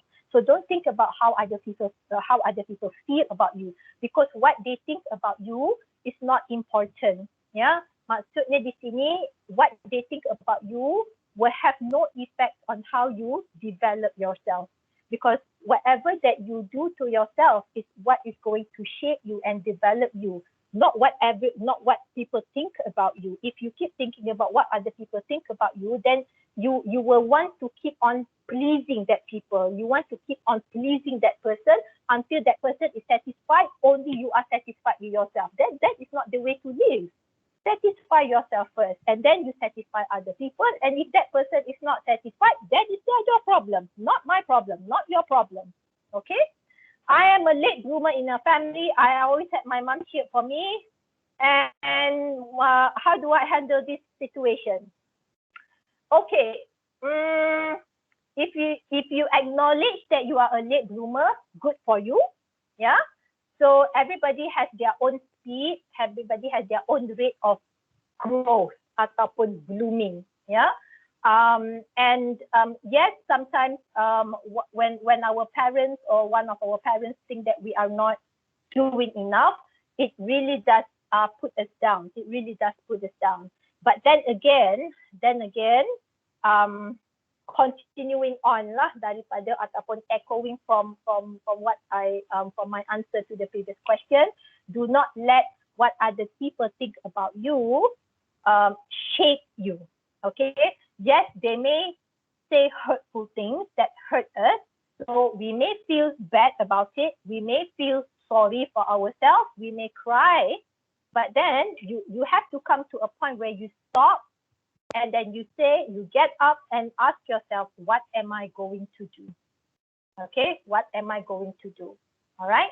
So there will be always people who will bring us down. If not your dad, it could be your mom. If not your mom, it could be your sister, your sibling, or your uncle, or people closest to you, your best friend, or whatever. Your employer later on, bila awak kerja nanti, you ingat bos-bos awak dapat semua tu akan jadi baik semua ke? Tak ada. So there will always be people who will bring us down. So what are we going to do about it? Are we going to mope around and feel sorry for ourselves? Or are we going to get up and do something about ourselves? So you choose. Yeah? Because like I said, life is unfair. Life is going to suck. Life is going to get messy. There will be a lot of struggles in your life later on. But what are you going to do about it? Okay? So how to prevent overeat? I feel hard to control when it comes to my favorite food. Oh my God. how to prevent. It takes a lot of self-control, a lot of self-control. Um, if you are a Muslim, you can practice sunnah fasting. If you are not a Muslim, if you're a non-Muslim, you can do intermittent fasting.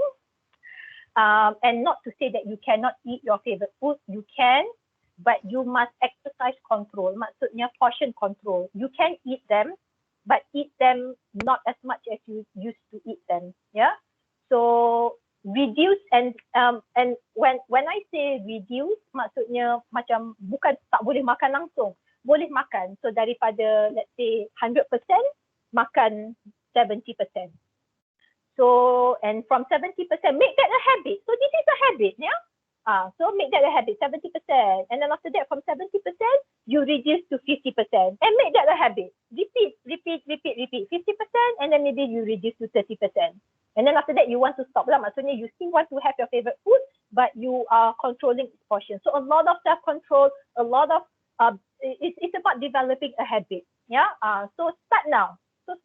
Yeah, jangan, and don't wait, like I said, do not wait. Bukan do not wait, maksudnya jangan ingat, okay, I'm going to start the habit now and I want to make sure I want the habit to stick with me after 1 week. No, it does not happen like that. So it takes time. It takes patience. So it's what you do every day. Like I said, do not focus on the outcome. Yeah, don't focus on the outcome. Focus on the process.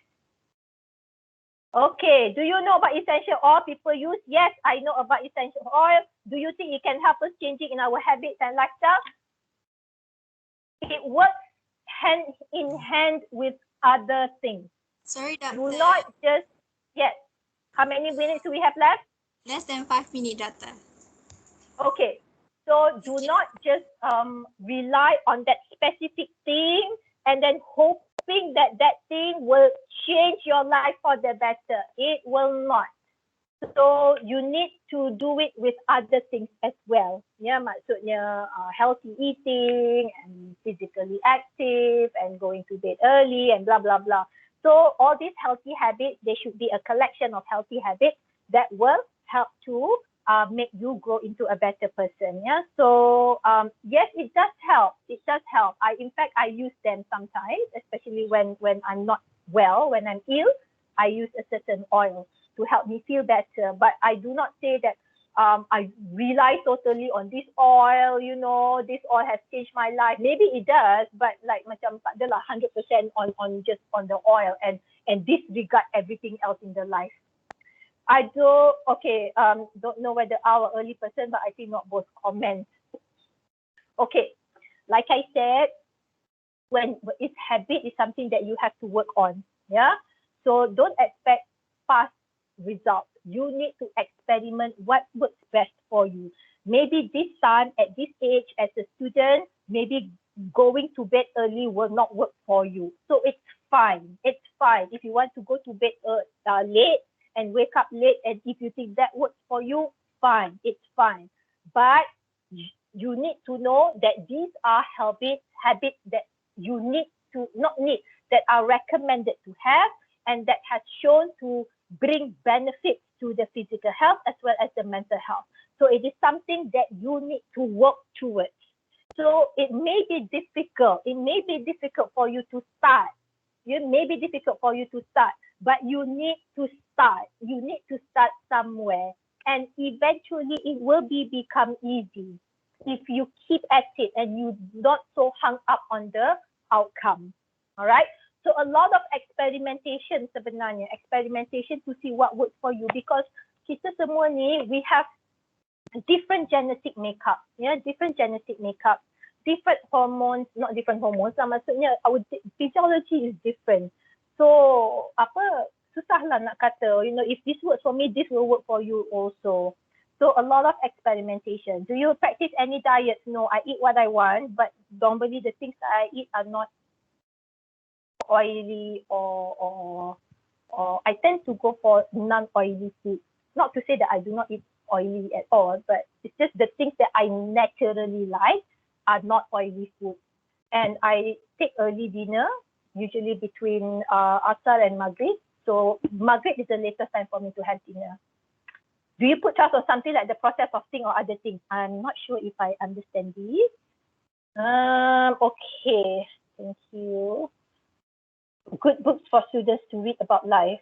I'm not sure. I don't really. I do have a couple of books, but I'm not sure if it's relevant to you because my books are normally spiritual kind of thing.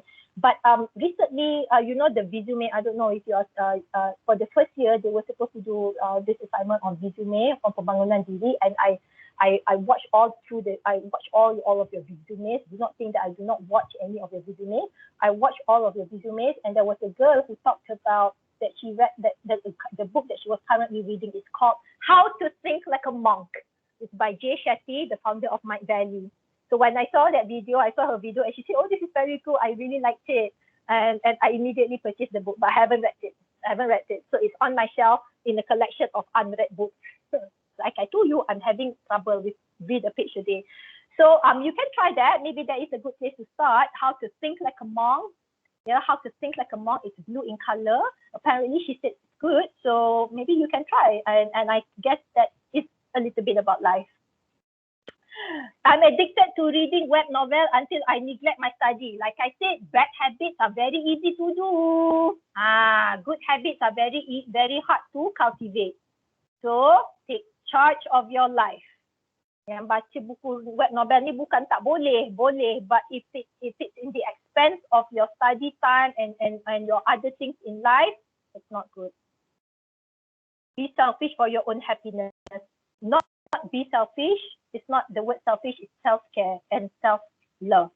Yeah, love yourself first. Care for yourself first before you can help other people.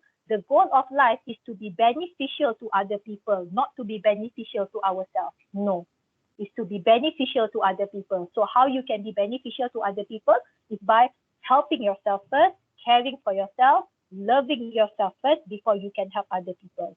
Okay, it's not being selfish. Is it okay to have too much insecurities? Yes, it's not okay to have too much insecurities. It's not okay to have some levels of insecurity is fine. I have insecurities too. Yeah, but don't dwell on it. Don't focus a lot of your energy on negative thoughts. Yeah. So it's fine. I'm insecure at times. I used to be an insecure person. I still am an insecure person, but I don't want to focus my energy and my thoughts and my attention on thinking that why am I so insecure? Why am I this and why am I that? So it's all about, okay, what am I going to do? What are the strengths that I have that I can use? And what are the weaknesses that I have that I can work on? Okay. How do we handle unsupportive family member? Okay, now this is Miss MC. I want to answer this question. Last one, maybe. How do we handle unsupportive family member? They want me to excel, but they didn't help me like study environment, equipment, and study and stuff. Right. Now I'm going to tell you the biggest life lesson that I've learned so far in my life. Don't expect for people to help you. Don't expect help from other people. Don't expect people to take care of you.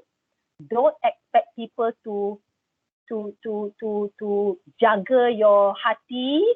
Don't expect people to do good things to you. If you want a better study environment, do not expect your parents or your family to provide you with the study environment. You find that study environment yourself. Do not expect people to help us because like right now, you have unsupportive family members. And this is just your family. When you go out later, when you graduate from university, when you start working, you will find other people also do not want to help you. So do not rely on other people to make your life better. Always rely on yourself to make yourself better. Okay, this is the biggest lesson I've learned from my own experience and also through experience of my friends and my close people that I know. Ya, sama especially untuk perempuan, kalau dah kahwin nanti jangan harap untuk suami jaga kita. Jangan harap untuk suami provide everything for us. Do not depend on your husband, because your husband may not be there for you, may not be there to support you. Yeah, I'm not dissing men here. I'm not dissing men. It's just that that's how life is. You expect your husband to take care of you, but actually your husband expect you to take care of him and the entire family. All right. So don't expect people to take care of us. You must take care of yourself first, because if you don't take care of yourself, if you don't love yourself, if you don't help yourself, nobody is going to help you. Yes, some people are very fortunate because they have people who help them, but that is them, and they have their other struggles that we do not see. Okay? So if you don't have people to help you, that is fine, because that is an opportunity for you to get out of your comfort zone and develop yourself, challenge yourself to be a better version of yourself. Jangan jadi manja. Jangan jadi manja tunggu lecturer tolong, tunggu bapa tolong, tunggu kawan tolong, tunggu boyfriend tolong, tunggu siapa-siapa lah tolong. Tolong diri sendiri dulu. Alright? So that is my last one lah. And yeah, last one, don't. This life is not about gratification. Okay, this life is not about gratification. If you rely on people to like you, if you rely on people to puji you, oh, you're so nice, you're so good, then that is not the life that you should have. It's not the kind of life that we should have. You want gratification, gratification comes from you, from your own. If you expect other people to puji you, you expect gratification from other people, it means you are insecure about yourself. So do something about it. Okay, so with that, thank you so much for all your questions and sharing. I really appreciate them, and I hope this has been beneficial to you. All right. Thank you so much to Dr. Farah. Sadly, we have reached the end of the Q&A session. Since we ran out of time, we need to stop this Q&A session. However, if you have more questions to ask, feel free to drop it in the chat box and we will find out the answer and post it on our Instagram story, which is at Biomed UKM. So guys, don't forget to click the follow buttons, okay? Friendly reminder to all the lucky winners just now, please make sure to keep your full name, matrix number, and contact information in the chat box for further action. Thank you, Dr. Farah, for the very informative response, and also not forgetting to all the amazing students who were willing to ask the question. Thank you so much. Now, as a token of our appreciation to Dr. Farah, we would like to present a certificate to Doctor as a symbol of gratitude from us for taking time to deliver the sharing with us today. Alright, Doctor, you may show us your big smile. I'm gonna count in 3, 2, 1. Alright, you look so cute, Doctor. Thank you, Doctor. With the end of the Q&A session, today's webinar has officially ended. But before that, we would like to request everyone to join us to open your camera for photography session for the reminiscence of today's webinar. Alright, everyone, are you ready? So if you're ready, you can open your camera. We have a photography session. Come on, don't be shy. I want to see more people. Come on, be spotting. Yes, I can see a lot of you guys. Alright, everyone. More, I want more. We have our director. Hi. Hi. Here. Hi, doctor. Okay, I can see a lot of you guys. So, SQMM, are you ready? Alright, ready?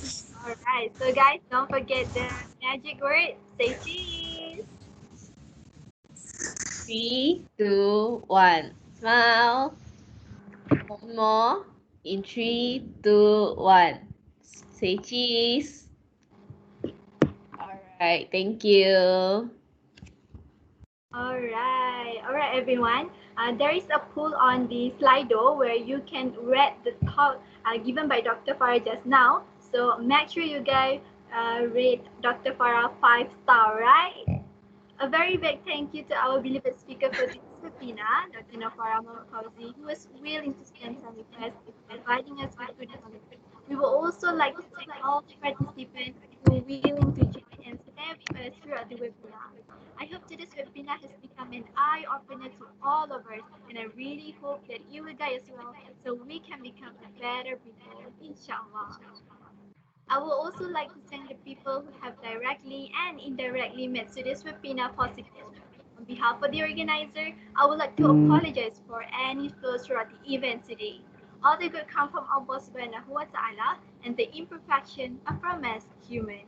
Please note that if you're having trouble with joining us today, stay calm and feel free to watch the recordings of today's webinar, which is available on the Biomed UK app YouTube channel.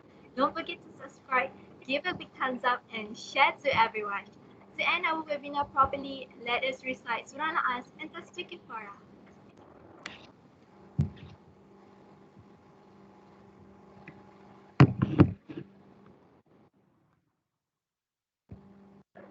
Before leaving this room, everyone please scan the checkout QR code for attendance. If you have problems scanning the QR code, as usual, you may click on the link provided in the chat box. This is significant in order to receive your e-certificate. If you guys have scanned the QR code, you may now leave this room. Thank you for lending your ears. Thank you, everyone. Bye, everyone. Thank you. Thank you, Doctor. Annyeong. Thank you, Farah. Doctor. Thank you, Doctor. Thank you, Doctor. Thank you, Doctor.